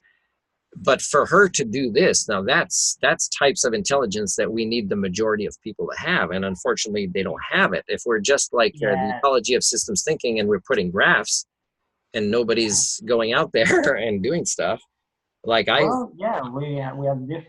we got different types of intelligence, different people. And well, which ones do we need now? Because even if you get 9 out of 10 people understand the theory but not apply the practice, and we're not even close to that, then it's still not success. I think we need them all. We need all the intelligence of all the people coming together in one harmonious unity to a far larger extent. Well, people have been That's saying we need this for a long time, and we need this beautiful dream of hope. And, you know, and a lot of people have sometimes been killed for saying this with too loud of a voice. But we need, as everybody intuitively all knows this, right? yes, We I don't think need so. a Jesus character to come back. And when I was homeless in Vancouver and I offered to go volunteer at a prominent church in Vancouver, I said, "Oh, I'm without a job right now, but I'm homeless with a lot of skills. Can I come volunteer?" And the high priest of that really expensive church that, you know, could be housing a whole bunch of homeless people is said, "Just get a job." Pretty much was his answer. And so again, when people, even if there is a Jesus and he came back, Christians wouldn't even recognize him, and they'd be the first to crucify or medicate or put him in jail or diagnose him with something, because they just don't identify with people with the kind of intelligence of applying solutions. Let's say they believe we need this, and this is right and wrong. Well, you need to live, you need to walk the talk. And people that walk the talk make other people who just want to sell their image with their intellectual laziness and sell a dream. Oh, we need this as long as I can make it through my life and I don't see my kids die before me. But if they do, too bad, because I'm not really going to apply solutions. I'm too uncomfortable with that hard work. You know, thinking tools requires hard work. And Yeah, that's, you know, we're not like a bear. It's not, we have a lot more to learn to be humans than just shelter, reproduction, food, and things like that. We have a lot more, and we have that responsibility that everybody's moving away from. So what I wanted to say is I've noticed with HSD that more and more people, parents at a younger age, are picking up victim type personalities, and they're passing it on to their kids. And even childcare workers are passing it on to the kids at such an early age that they're they're losing their ability to understand their own mortality, to manage their life, because they get just one chance at an even younger age. These homo communia, yes, the common yes, man, woman, child of the day. In every country I'm seeing this. yes, yes, Oh, if only you knew the challenges I have right now. I'm yes. just surviving one day at a time. Well, you're Well, teaching this to your kids. You're teaching not problem yes, solving, but victim victim personality. mentality. Yes, the victim mentality. So this is, we agree about that, and that's what I've been talking about too. Now here's a question: why is victim mentality in itself a meme? When I say that word, many people know what I mean immediately. Well, that's interesting. The word What? meme? No, I mean the word victim mentality as an expression. Why This do has so many become, people know what it means? yes, And that's one that's way an to interesting know how question. much something is spreading, right? Yes, And they, if you have a good connection with them, they might admit to being a little bit like that themselves. Well, when you start bringing the attention, that you notice your kid is starting to act like this, oh, you're not going to be okay. invited for dinner so much anymore, you know? I got a pretty good specific example. Let's say that you were just put into a room with an average human. Is your He brother could, there in a really bad mood? Because I already have a joke no, ready. Okay. no, unfortunately not.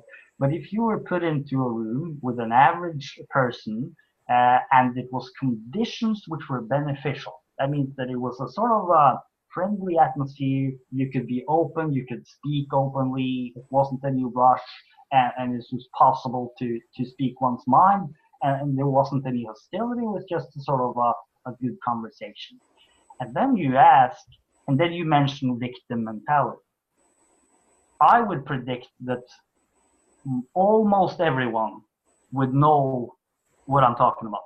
And they would probably personally relate to it, and they would probably have strong opinions on it, one way or another. And this seems to indicate that while there is this victim mentality, which is very spread, we told it that's true, I think, there is also an awareness of this fact, which is widespread. So it means that we are to some extent aware of our mental limitations and victim mentality. Here's another example: putting other people in boxes, In what? uh, in boxes, categories. Okay, okay. You know, us versus them, Yeah, like labels or tribe othering, versus tribe. Okay. label. Yeah. Yes, exactly. We do it, but we're also aware of the fact that we do it, and there seems to be a wish to transcend this. What tribalism? Good example. Why is tribalism even a word? Like if nobody knew about this, tribalism wouldn't be aware. Just like if nobody cared about climate change, nobody would have followed Greta. So Greta's intelligence is relevant in the context she exists, because in this context, her intelligence created the movement. And that depended on her. It also depended on the environment being receptive to the message. So the thing that I'm coming to here is that it seems to be that, yes, we are having all of these self-limitations on our minds, and we're becoming increasingly aware of it. And we're becoming increasingly frustrated with it and wishing to escape it, which all in all seems to tell me that the real possibility of real evolution is truly present at the moment for people, and that it's not too late. It's Did you use the closer than term ever. re-evolution? What is the last part you said? We could use that term too. I was saying real evolution. Oh, real evolution. Actual, positive, intelligent, beautiful evolution of the human mind seems to actually be totally possible. So right now, in my thought processes, Glenn, I go through the same chain as you, but I progress differently after that, right? Because sometimes people stop at the hopeful part, and then they don't apply this concept to analyze, let's say, that this is conforming with the observed behaviors of the norm. So for me, I observed this, but again, I'm saying this should have been 150 years ago, and it should have been that we actually had the types of intelligence to apply this metapsychology to, again, manage our own evolution. So again, it's a good sign, but how do we explain that people stop there? They stop there and they won't make the other. And again, where do they turn to? Well, if, let's say, my Humanics technology program would be a solution, well, it would have had to spread, like 50 years ago, that there were specialists around the world who could, when your train of thought goes this way, your life goes this way, your feelings, thought, interactions with others, here's choices of thinking tools where this would be the most favorable outcome, not just for you, but for the whole. Well, we don't have this, and we're so far from it. Of course, people will go to the victim personalities, the denial, and I predict, even though they know better, even though they don't want to. Yeah, and they actually, it's really hard for people to interact with me. And I've started to think that when people interact with me, I actually speed up their HSD infliction, because I think it can go even deeper in it. So it's almost like I can only interact with people indirectly, and they can take whatever they want and learn whatever they want. Because if I bring the metapsychology of their thinking and their actions, they need to go deeper, because they need to go hide even more in the hole of a lack of humanity, of a subhumanity part of their brain. Because the rest now, as I've now shown, because they thought maybe they had this much work to do before and it kept some hope. Now with me, and let's say they're uncoachable and it becomes argumentative, then I point out the gap between this is what Homo communia act like and this is what an Homo sapien would act like. And this is where the trouble. Oh my God, I just made them worse. Yeah. And this is where the trouble. Yeah. And again, what's the use? That's why when I realized this, as soon as I got the Doctor of Humanics persona, and I haven't explained why I call myself this yet, is I had to retire the poor guy right away, because nobody, even though they're all patients, nobody actually wants to do the work. So wait, can we follow up on this? I think this is super important, because now we're right at something crucial. Because it reminds me a little earlier, I wanted to share with you a metaphor, which I think is interesting. And it relates to the story with my brother too.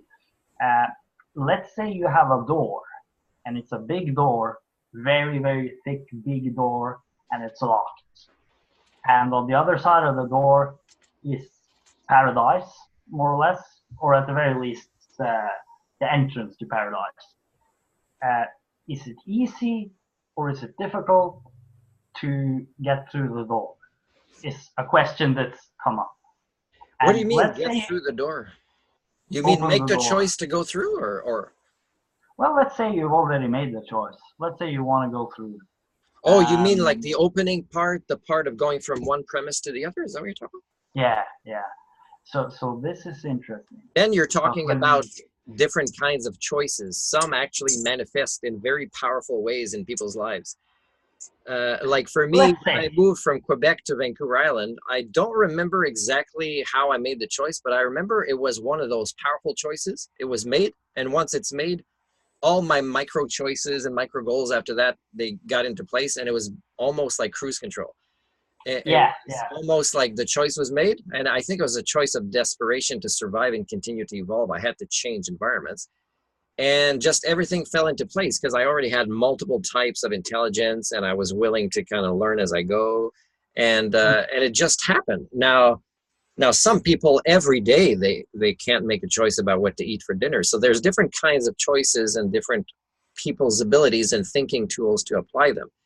And right. sometimes some choices are different than other choices. For example, choosing to move to a different part of the country is very different than choosing, which restaurant to go to, because one is life changing and it requires other choices to make it happen. One is overcoming a fear. One is learning a skill. One might incorporate two or three other people to collaborate. There's different kinds, but to go through that door, I'm not sure if you're going with your metaphor of fear of change or if you're going. Ah, I'll specify. Okay. Uh, on this side of the door, you have your Humanics program clearly in your mind as a coherent, full vision, beautiful Okay, let's say vision. it's a true Homo sapien, and I call Yes, myself the yes, Homo sentient sapien for a reason I yes. haven't explained yet. And you're speaking with a person who, for whatever reason, seems to not quite have that knowledge, or at least not have actualized yet. So that's the first. That's in front of the door.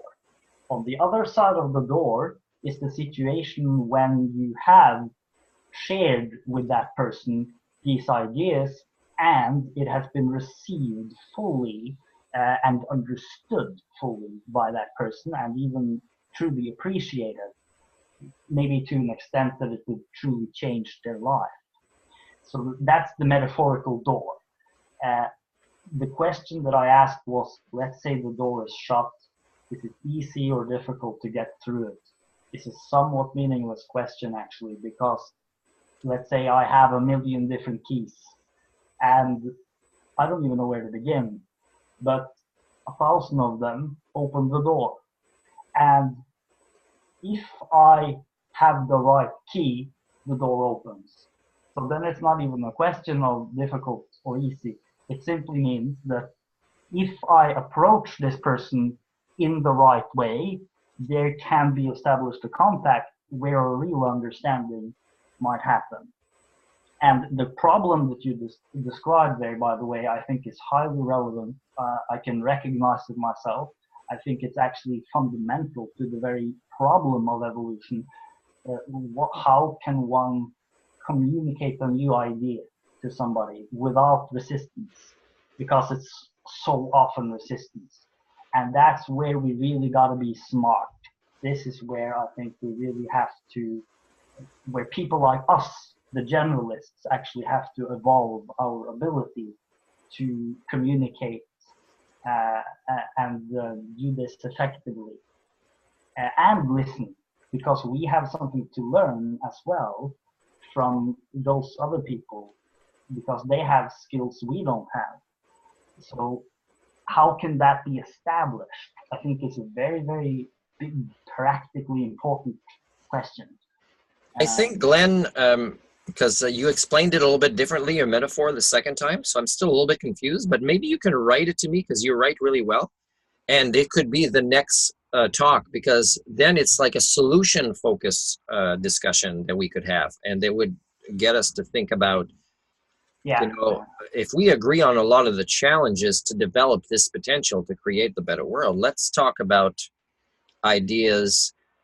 For example, I've joined eco villages, okay, and I see their life skills to interact with each other in honest, respectful ways with congruence, not incongruence, is totally lacking. And I've told some people, I said, it's great you're teaching the kids how to make their bow and arrows, start a fire. And you might be one of the last villages if there's a big earthquake on Vancouver Island to survive, but you'll eventually turn your bow and arrows and fire on each other like our ancestors, because you will not have humanic skills to collaborate and understand each other and relate to each other. And, you know, that's the way it is. So we have to find out what the solutions are. And a lot of people are posting things about growing food, which is not bad. But really, it's not the tipping point priority. It's why aren't we there yet? Why aren't they teaching this at school? And why aren't we doing petitions to say there should be a mandatory course on this in every school, and we're not leaving as parents until you're doing it? And if you say this and you don't leave, they're going to start getting scared of the politicians, and they're actually going to apply solutions that you gave them, because they don't know how to come up with solutions on their own, right? Because they're so busy facilitating the status quo, business as usual. So we have to ask, if we have all the solutions, if we can feed everybody because there's enough food, why aren't we distributing it fairly? If there is this water, you know, and why are we kind of creating more water issues, and why is there going to be water wars in the future, very likely? So why are we so backed up on our own mind and culture's evolution are the main questions. And I think I would like to address that. And I think your metaphor is a little bit the deeper psychology that we need to explore. Because there are many things to do with climate change that could help, some that could make it worse. But again, it's the mind. Why are we applying them? Why will we spend 10 more years arguing which one to apply when it's already 10 years too late for certain? You know, what's explaining this? You know, and why will we do this kind of nonsense again if we solve things? You know, because we haven't really solved this part yet. We haven't balanced our newly evolved brains. You know, that's a super interesting question, and I think this was something that I wanted to bring up a little earlier as well. And I think it totally relates to all this, and this is certainly something that we can personally have experience about, and it has to do with, let's say, the cultural relationship between the outsider, or let's say the alternative thinker or thinkers, which is usually a small group which is very active. I think we're fairly in that group. And the, let's say, consensus rest of society, the official culture, the establishment culture, that there seems to be a fundamental tension between these radical change wanters, and they might have incredible ideas and solutions and insights, but there seems to be a cultural tension, and not even just a tension, but in many cases even a true contempt between these cultures and several other cultures as well, but particularly between, let's say, the culture of the avant-garde, cutting-edge thinkers and philosophers and big dreamers and visionaries, compared to, as we talk, the politicians, the establishment media, what they speak about, what the current normal is. And so how can that be how can that be bridged? I guess that's a question that seems very... Well, there's many solutions. One of them is start at an earlier age, because a lot of people at that age, their worldviews are hard to shake. Their ways of thinking that are counterproductive about different people that think differently, or that, you know, that were raised in a different way. Because if you use science effectively, efficiently, and you teach it at a younger age, including applying it to the science of psychology, which is still very new because we've barely done any psychology advancement of that science, is we would notice, because what I'm noticing with kids around the world is that what used to be their average intelligence is now, you know, what used to be their borderline intelligence is now the average intelligence. And I'm saying, Wait, you're saying these are like I was talking to a lady in South Korea saying this group is not the borderline intelligence kids because I'm observing some some interactions but it's everywhere in Canada. I've noticed that kids are falling behind on their human development. Ah, So well, so there's you only do one this. assumption. So There's Glenn, it has to be assumption. starting at a younger age because, for example, solutions won't be seen in our generation. We have to think long term. We have to think, education a lot because that's what makes us human, the right kind of education. We have to think You have about to think long helping the term. Yeah. kids learn the right things because then they won't be arguing against things that are so ridiculous, because they'll be in the same naturalistic laws type of universe and they'll be applying the same solutions because they'll see the problems the same way. So there'll be more But collaborations. okay, but here's the reason why I'm actually truly optimistic. Because I should actually make that clear. My basic point of view is actually more or less completely optimistic, actually. And in some sense, it's by choice because it's simply the smart way to go, I think. But it's an optimism which doesn't take it for granted anything.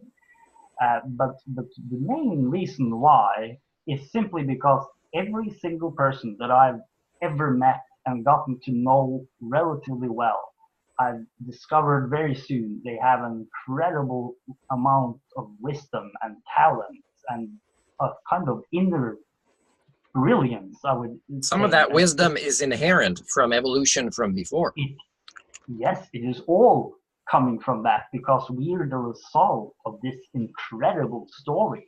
So all of this is totally connected to the rest of the environment.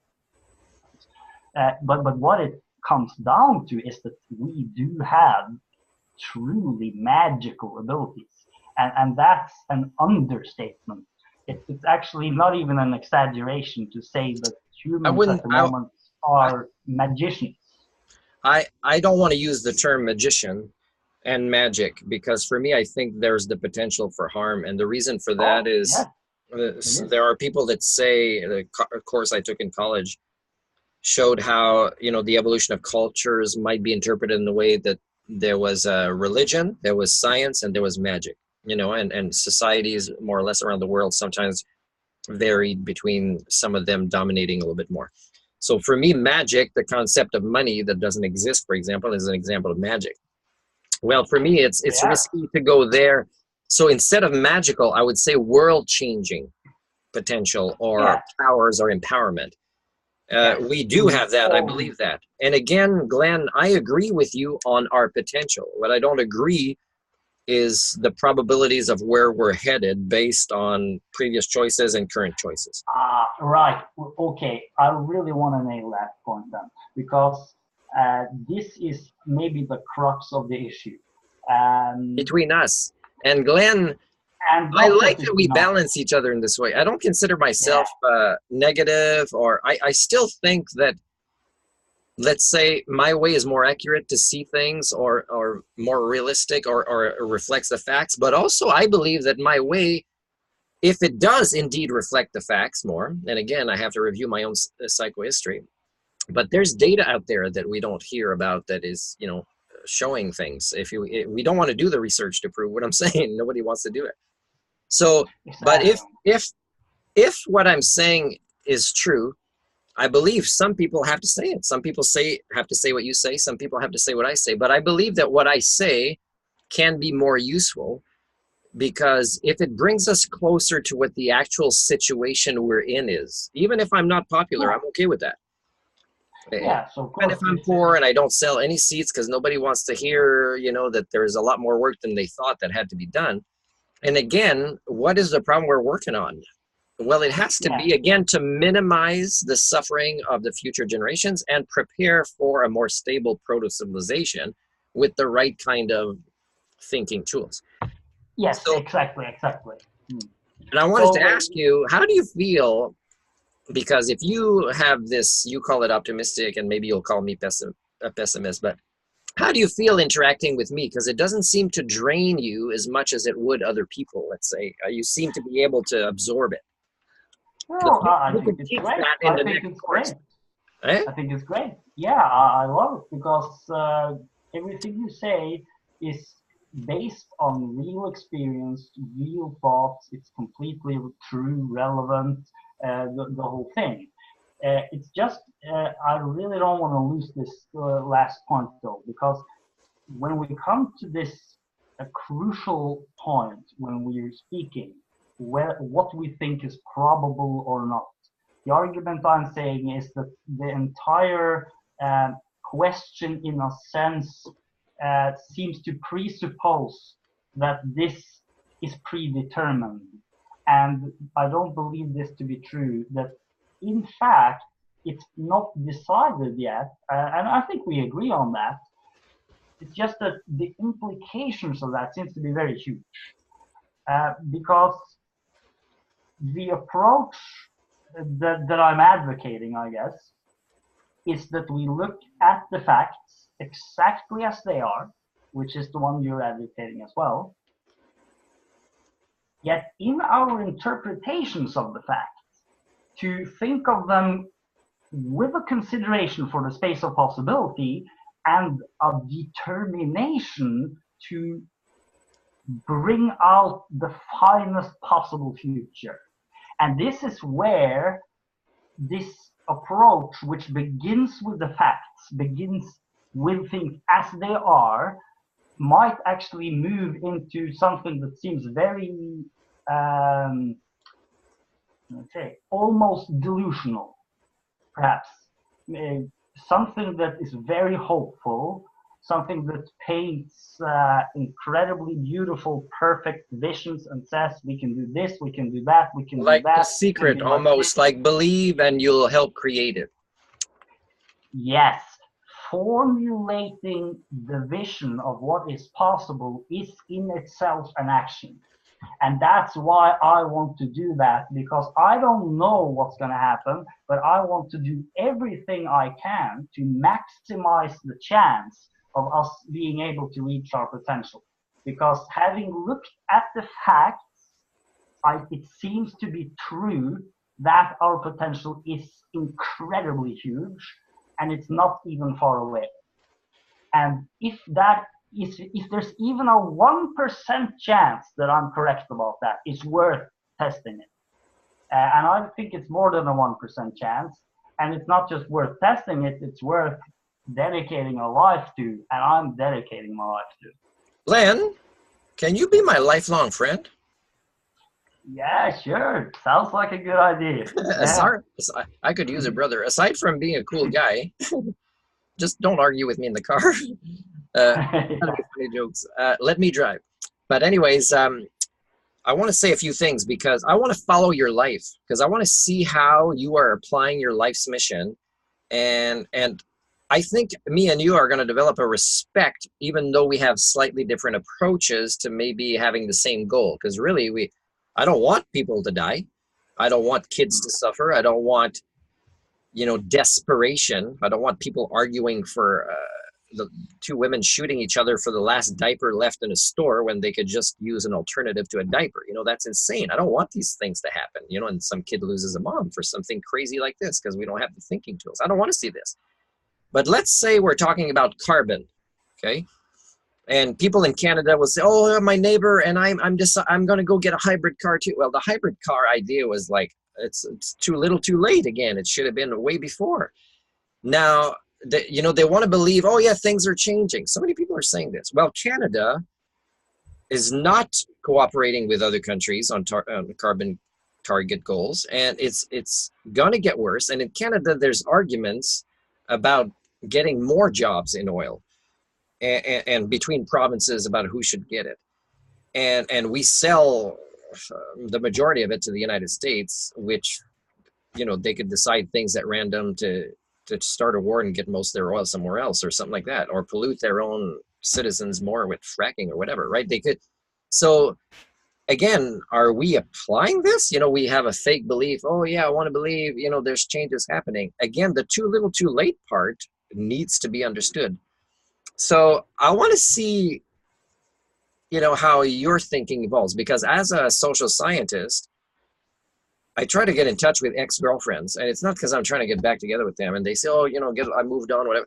I just want to have like, a 15-minute conversation, once a year or something, because I'm curious to see how their lives evolve based on, let's say, my own predictions, so that I could, advance my own understanding of the human mind.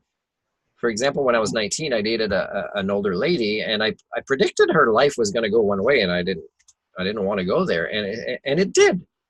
And the victim personalities that I've seen a few of my ex-girlfriends get into is they're teaching it to their kids, and I see this grow. So I'm curious, and it's not to say I tell you so. It's to advance the science of how lives evolve based on choices, and how that changes culture, and to understand cultural evolution based on one person's life at a time, one decision at a time, and then that I could teach this even more and give examples in Humanics training.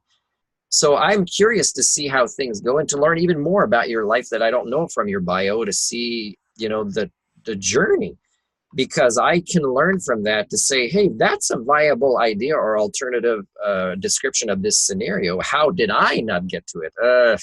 I had these struggles for years with this, or I had these bad experiences, and there were like multiple of them. So I kind of generalized some of my thinking about it. I can pick this up, but only with interactions and long-term case studies. But I can't just long-term case study my own life. I have to do it with more people. So again, even friendships that are, people don't talk to each other very often, but they have great conversations when they do, they're extremely useful to help psychology, metapsychology, and the understanding of cultural and personal families' evolution.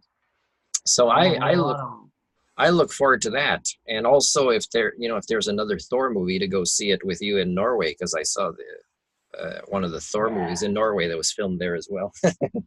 Yeah, that would be awesome. Yeah. Should we come to our conclusion soon? I think so. Yeah. It was just one point which I wanted to remark when you said, so why hasn't this Humanics program spread yet to the extent that it deserves or is possible? And it came to me that a short answer might be because it's so big. And when I say big, I really mean in scope. The idea of it, you mean? Or how it's different than the paradigm where parents, no, my kids are learning what they need at school. You don't need any other training, even if it's free. Because that's what I'm saying. It's freaking free, and I invite them to come observe, and they think I'm just a babysitter. So that's pretty sad. That's pretty sad. It's because this idea that you have is so revolutionary in the sense that it is potentially. But that's sad. It's sad that it's revolutionary. It should have been the norm a long time ago. Well, maybe it's not even sad. Maybe that is just actually what we would have to expect, because that sort of a breakthrough will only happen once in human history. And it might just take some time for us to be ready for it, because it's such a leap. And I think that many people like us who have been working on these ideas for many years, we underestimate how transformative, totally transformative it would be if that idea was to be fully implemented. So there might be mechanisms. Yeah. Sorry. Continue. There might be mechanisms. There might be mechanisms in nature and even in culture which protect us from being exposed to versions of this too early, which are not quite ready yet. As a species.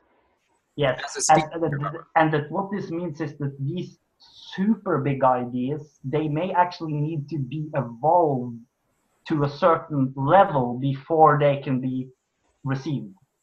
And that makes sense. Like perfecting the science before the norm accepts it or something.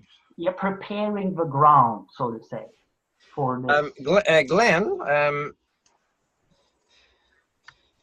what you say makes sense to me. Like, it's a phenomenon that I think is possible, but I don't understand why people shy away from it so much. I remember that doing personal development work is hard. Looking at yourself in the mirror, taking response, really growing up, really. And because some people live their entire lives without growing up, without really understanding the concept of responsibility over their own lives and how they have impact on others. Too many people, I would say 9 out of 10 again, don't reach human levels. So I remember when I was taking life skills courses with a wonderful lady in Duncan on Vancouver Island, and she's retired now. And I remember taking these courses and thinking, why, knowing intuitively this was incredibly important training. And why did I not learn this? Well, of course, parents might be able to role model it if they had it. My parents didn't, these skills, but still, it should have been at the level they could role model it and explain it and teach it. And then, kids discuss it and they get even better at it. And this would be at a time, let's say you're interacting with somebody and there's a trigger and you observe your own thoughts and feelings and how your body's responding to it. And then you observe different choices of how you can react and choose not just what is best for you, but what is best for your community. Now, this kind of stuff is hard, but it's possible. And it takes the choice of, hey, I'm taking this course. Some people are afraid of horseback riding. They'll do it. And they have the same kind of challenge to overcome than a Humanics technology training. And yet they do that. So, and I think the greater scope of why more people are afraid of this, even if they don't have to pay anything, if I want to volunteer and I want to train people, is something to explore. So I'm asking you, help me perfect it. I'm going to give Norway a chance, and I want to go and teach a course with you as my co-facilitator. And when we've done a few together, you can teach it in your language of the country. And that's what I've been wanting to travel the world in big part to do, is to, in different Asian countries, have somebody that's bilingual enough that will co-facilitate a few of these with me. And it's just part-time to a maximum of 250 hours in 1 year. It's not that big a commitment. I mean, some people do karate and give it up, and even before they give it up, they do a lot more hours than that. So, but this is to become human. It's for you and your kids to become human, to have the thinking tools to not just help be part of the solution, but also to survive or be resilient or help mitigate what is coming. And this, you don't just need to care about your kids. You need to care about yourself. You need to care about your futures. You need to care about the planet. You need to care about right and wrong. And it's about doing the right thing, whether there's a heaven waiting for you or not. It's about altruism, which is what those first two cells that created us have decided to do by becoming friends, Yeah, exactly. That's when the two worlds joined together and became a larger new kind of a world. Eukaryotes. Yes. Yeah, I really feel that whole issue is a very, very big, important question, which we should just continue going into. It's no point trying to pretend it's solved easily. It's a big question.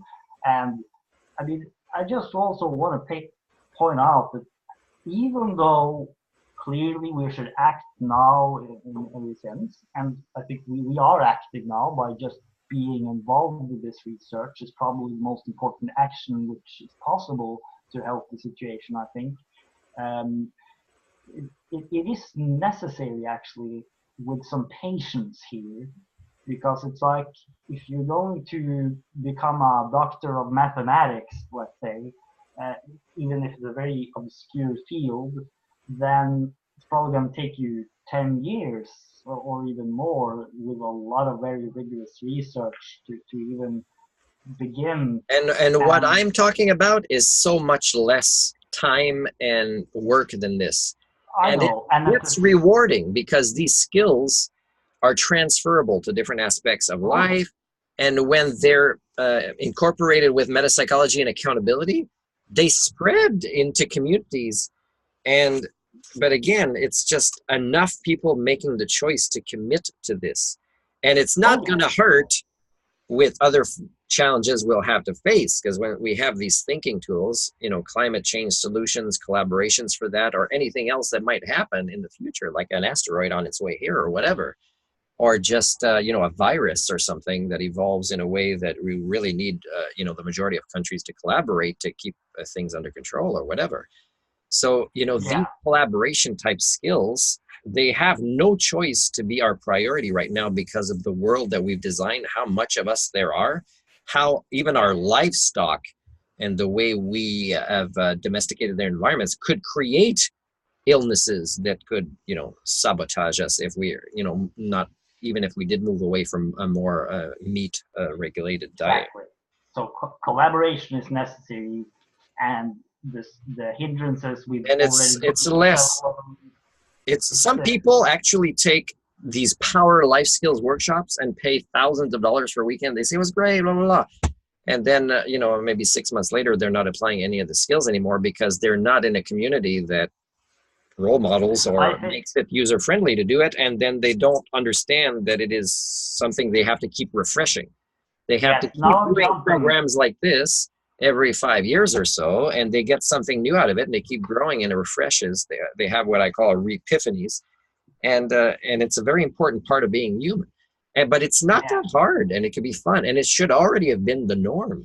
Why do we create yeah. scenarios of religious traditional behaviors where so many people spend so much of their time doing it, but we don't do that when it comes to being human?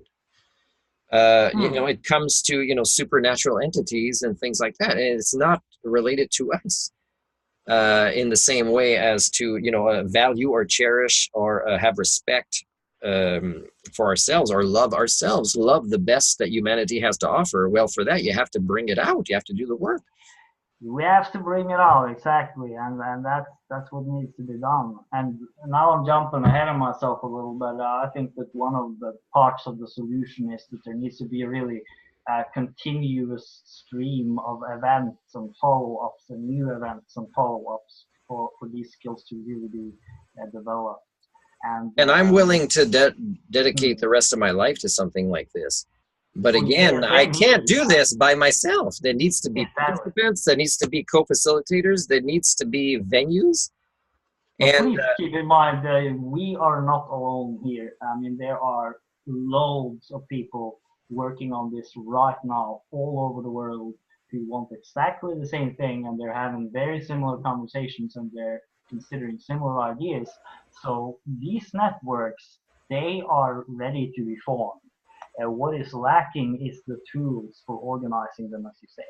see, when you And say that, it's worth so much more to me than somebody giving me a pamphlet wanting me to pick up their worldview because it's so hopeful and there's a better world, blah, blah, blah, but there's no solutions and they contradict themselves. When I'm outside of a place in Vancouver, I get a Jehovah's Witness, two young ladies give me a pamphlet. And they just need to give it to me. They don't mind if I drop it and they see me drop it on the ground. I wouldn't litter like this, but they still feel like they've saved their soul as long as somebody picks it up. yeah, They've done their part. And they've yet done when their I part. ask them to actually do something like let me borrow their phone or something so I could call a hostel so I have a place to stay or something like that, they won't do it. So they're contradicting their own moral system that they just need to push me the pamphlet. It's that easy now. Just give me the pamphlet, watch me drop it or somebody drop it, and they're going to heaven. And of course, they won't know if they're right or wrong. They're dead. Their brains are shut down. So Yeah, so for yeah, me, it's like, but wait, you have these values, but you have a phone. It's not even long. So, I show them that they're actually not doing the practical part, but it's okay because they only need to do the theory part. And every religion is like this. And even humanists are like this now. So, and this is yeah. So HSD that there's predicted this. And HSD also predicted that when things get worse in the next few years, more people will go towards religions, except more and more people will define it differently or practice it differently within the same religion. So it's like a culture yeah, losing its language. A religion will lose its definition and meaning because it'll be so vague and generalized and inconsistent.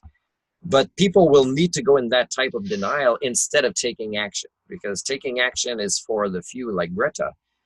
And that's not what's going to make the world a better place. It's the taken action by the majority. And it's not the pamphlet what it says, because the but it's wisdom has always been there. We've had people yeah, yeah. for The wisdom thousands of probably years, who say this is the solution and the right way to do things. It's why we're not putting it in practice. That's what we have to say. But if we have, because we already have millions of people certainly that see the need for it, they see big parts of the solution, they really want to go into these collaborations, and so when these groups, and I'm saying when here, once again, when these groups get really organized and organized well, that can create this intelligence, which is enough. Yeah, but the to organizing become well critical. part requires some of that intelligence at the beginning, right? So Yeah, yes. of course, and that's already here. I mean, I think that it's already a lot Now, of if you're intelligence. talking about other groups that you were talking about, again, Glenn, I'm very excited that you're inviting me to the other Facebook group or any other people. And you also talked about a podcast that I'd like for you to write down because I wasn't sure what you were, how you were saying it. So write that for me Yeah. later. And for me, it's past 8:30, Glenn. Yeah, we should wrap it up now, I think. We're almost maybe 2 hours of the recording time. We started talking a little bit early about how it would go. But maybe I'll do my conclusion now and you can do yours. And I wrote a few things down and I don't need to say everything, but I did come up with a cool quote when I was listening to Daniel C. Dennett. And HSD is what I call Homo sapien domestication. And because the human animal is domesticating the human animal, we're not really developing a Homo sapien operating system. But HSD allows the blissful lack of awareness of the ones in the majority and their incompetence. So they're not aware, the majority. So it's a cultural illness that is, and it's the same when, when let's say people thought the earth was flat and some minority says it's round, and people fight the change, and then there's discrimination.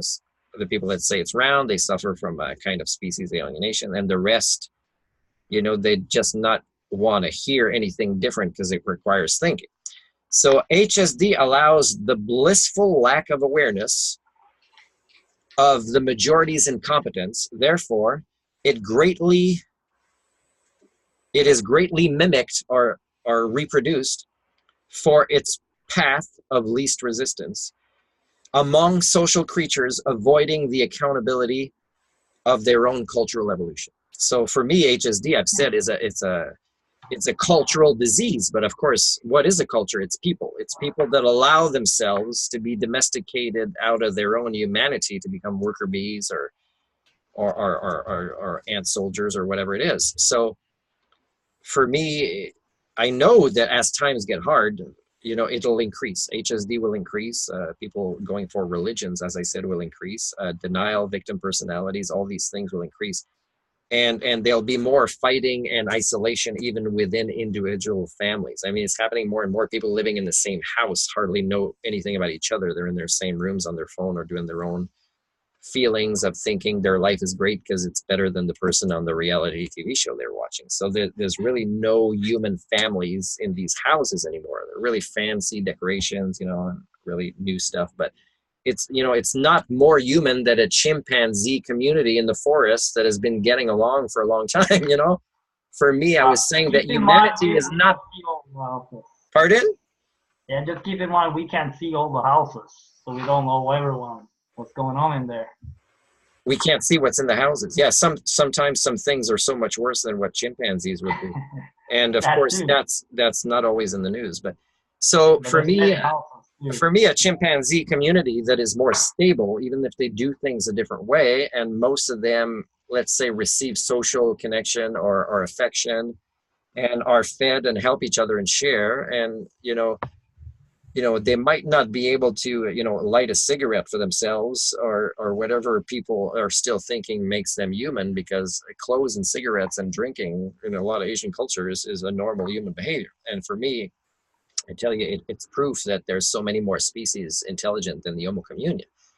So again, how do we evaluate intelligence is very important. And I think just realizing that there is a kind of mental illness, that's what I'm talking about with HSD theory, is it's a kind of mental illness that goes against the evolution of cultures, and it affects the majority. It's always the majority and it grows and it gets more intense, and it prevents changing paradigms. It crashes attempts at proto civilizations. It causes regression. And again, I'm saying that this part of history, when our technology has evolved this deadly and has spread this much, the number of weapons and toxins and biological weapons and paranoia that is accompanied, and number of people that have guns and paranoia, is like it's never happened before. So climate change is real, but I tell you, HSD is a hell of a lot more deadly to people's way of life than climate change will ever be. Whoa, that's great. And, no, it's not.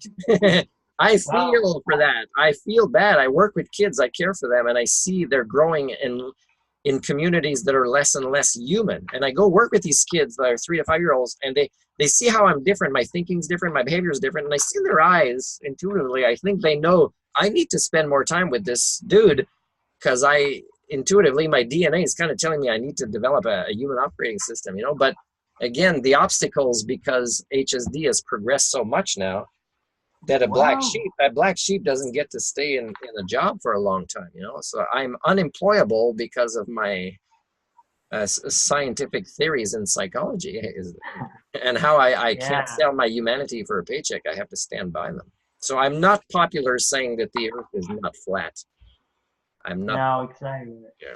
Well, the reason I think it is great in a sense is that we are, first of all, aware of the fact that we have many psychological limitations you call HSD, basically habitual psychological self-limiting obstacles to evolution, as you say, can be seen as a test of evolution, can be seen as natural resistance to evolution, so that it's an obstacle which is intended to be overcome at the right time. It could become a slingshot, but again, yes, I believe otherwise. And again, I'd love to maybe hang out with you and maybe my worldview. So what I believe is that that's inherently a possibility, that it is inherently something that could become a slingshot, just like all other problems could be turned on their head and transformed into the transcendence of that stage.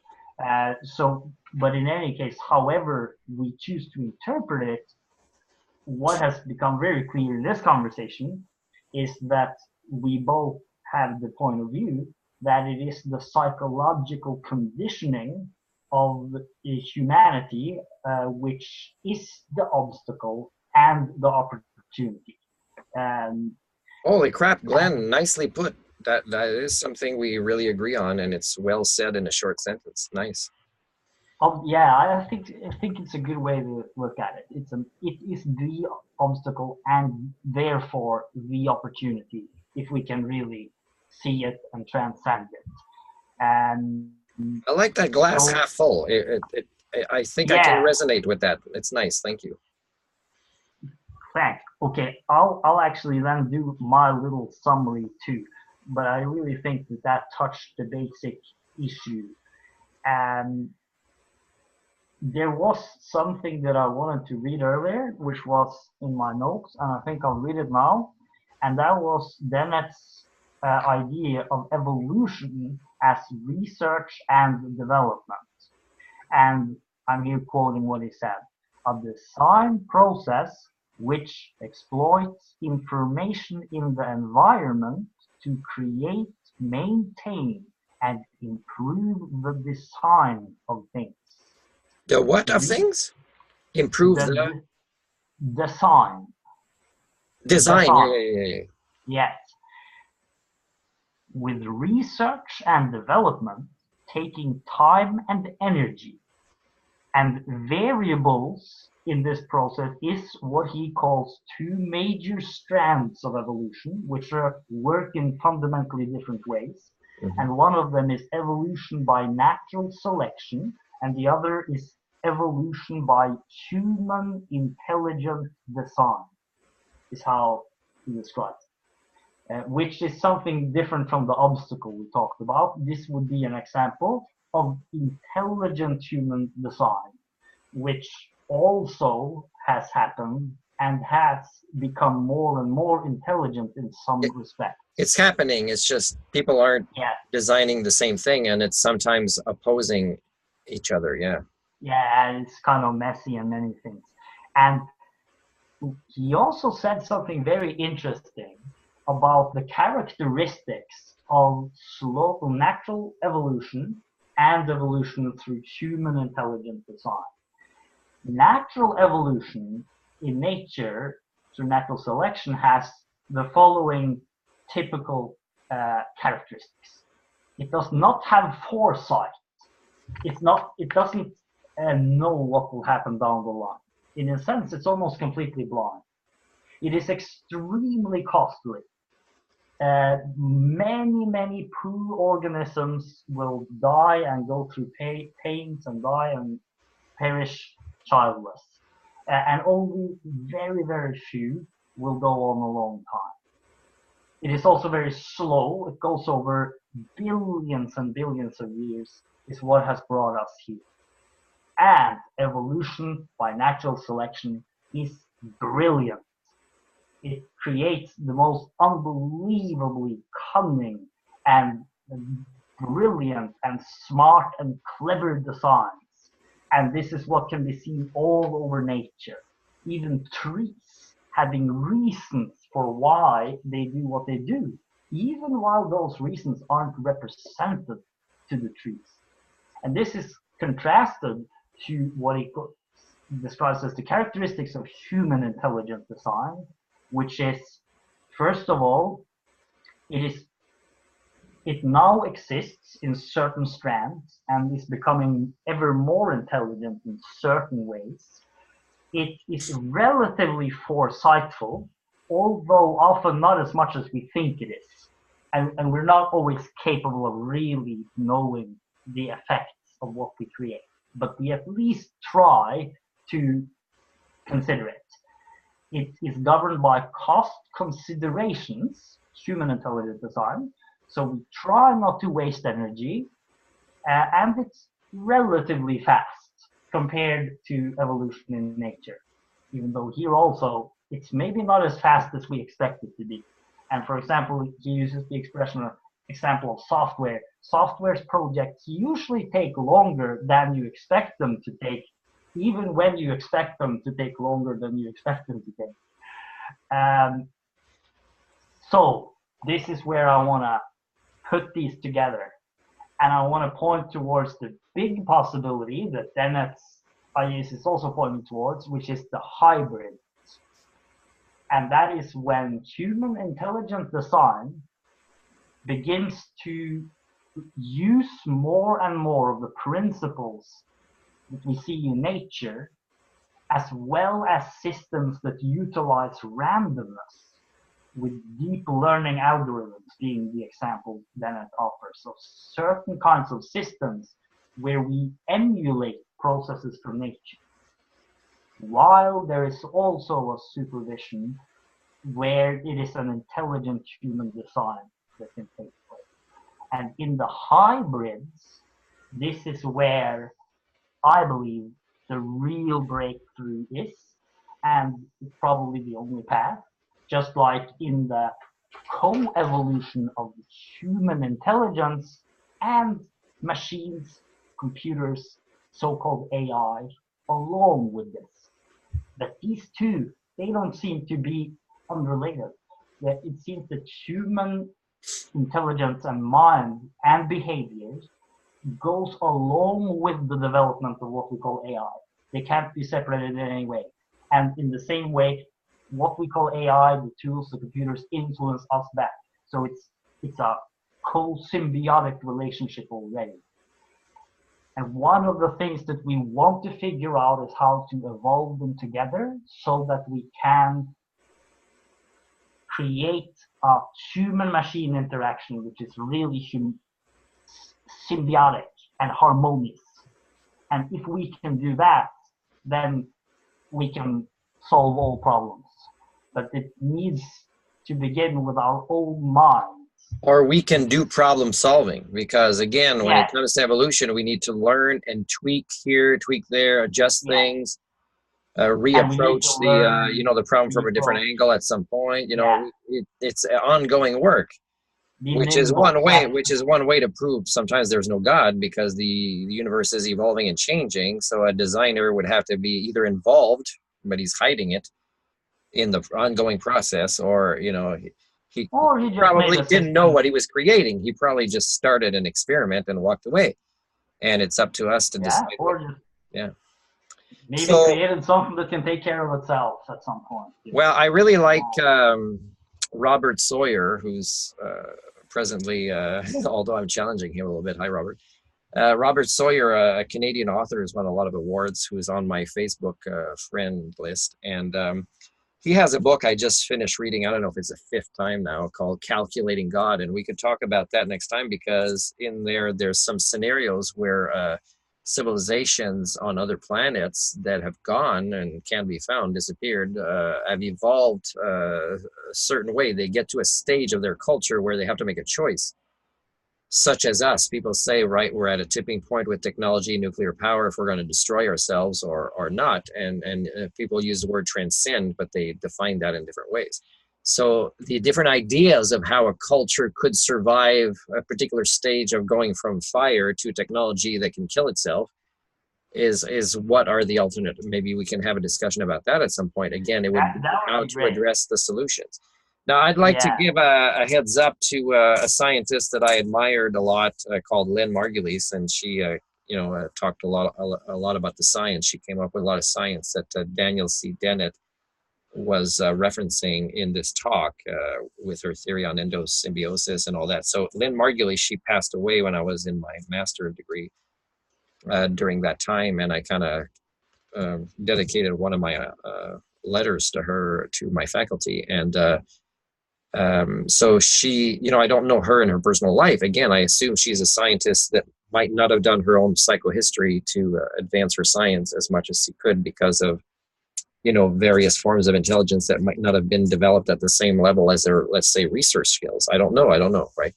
But I just want to say that she was in a man's world, but also a world of people just wanted to say Darwin had everything right, when Darwin was just contributing to a portion of our understanding of evolution. And you talked about different ways, but there's even other ways, and I'd love to explore the ideas of other ways that evolution Oh yeah. works, and how, and because we can't really help it evolve unless we understand what's already in place, and things like that. But that's at a level where we think we're going to become godlike, when we're really at a tipping point where we might not even finish stabilizing our own brains, which are fairly new structures, biologically speaking, Oh on yes. the planet, and they're not biochemically balanced yet. And True. there's a Yeah. lot of ways that we need to incorporate this in Humanics technology training, is understanding of our own brain, nourishing them properly, understanding how they evolve more, how they respond to different environments, things like this. We need to not just teach skills on how to get along. We need to teach about our brains. There's three very important topics for intelligent species to learn. One is themselves, not just the brain, but themselves. Yeah. The And whole cell. and Know also yourself. the very small, the very big, and how, so Margulies, she, brought the micro to the macro of James Lovelock and his Gaia theory, and they worked together. But, their work should have gone faster and should have found more networking collaborations, but it found more resistance. And again, it was because of personalities limiting the advance. Again, And that's one of the practical issues. Will definitely. I've written this, that a good scientist will never be a good scientist unless they do their own personal development work, because you need to do that to achieve, let's say, full objectivity, which is very important in science. So, hey, Glenn, I thank you a lot. I'm glad I got to remember to thank Lynn Margulies for her work. She was married at some point to Carl Sagan. Yeah. And she, great. she went against, the norm. And it might be later in her life or after their death, sometimes people are acknowledged. And that's sad. Again, that tells us how slow we are to admit that we had role models among us and people to learn from, and we discriminate more during their lifetime, or we cause more hardship for them. I mean, look at Rachel Carlson. I mean, did she possibly she got cancer. She could have lived longer, but I mean, part of her cancer might have been made worse by the type of research she did to help us understand more about how modernity, if it's not understood as a concept properly in evolving cultures, can be more our destruction than our evolution. And she did a lot of work to help us understand our relationship to the environment and how to help with things. And yet she might have, in doing this work, she might have, been more susceptible to the developing kinds of cancers, maybe. But for a scientist to not walk the talk, and that's what I criticized my own faculty for when I fired them in my master's degree on Vancouver Island, is I said, you guys don't talk the talk. You just talk the talk. You don't walk the talk. I mean, you have more to learn from me than I do from you. And it's like I can just read a couple of books, and you even say, when you give us things to read, you say just skim it. You don't even expect us to really understand it. Come on, all right, I'm paying for this. Come on, seriously. So there needs to be more respect in science for the people that actually, when they find out some things, they come up with results, they have recommendations, they dedicate the rest of their lives to applying these solutions. And these are the people that deserve more than, they deserve sainthood, or more than just a Nobel Prize. They deserve a great human. They deserve that after their death, there's a day in the year where every country celebrates their contribution while they were on this planet. They didn't, let's say, consume more than they gave. Instead of all these supernatural entities that get these outdated celebrations that are more on consumption now, or belonging to a tribe, which creates tribe versus tribe, than actually acknowledging real people that we have now living among us, or that have recently died, that actually have contributed so much. And Lynn Margulies is one. James Lovelock, I admire him. And there's a few other people that I'm glad that Daniel referenced to, because even though they might have done and said a lot of things people disagree with, they still had ideas. They were outside of the norm, and they were right, and they were hard to take, but they had the courage to state these ideas, and at a time that did not make them popular. It's easy to be popular and state it and ride the wave of the paradigm change, right? It's easy to be the surfer that's, oh my God, this is, and then go down in history. This is the guy. No, come on, look at all these people that suffered here. Witches got burned at the stake for saying this 100 years ago. Come on. So this is a way we would know we're approaching a stable proto-civilization, is we honor the right role models in our celebrations around the world. Right?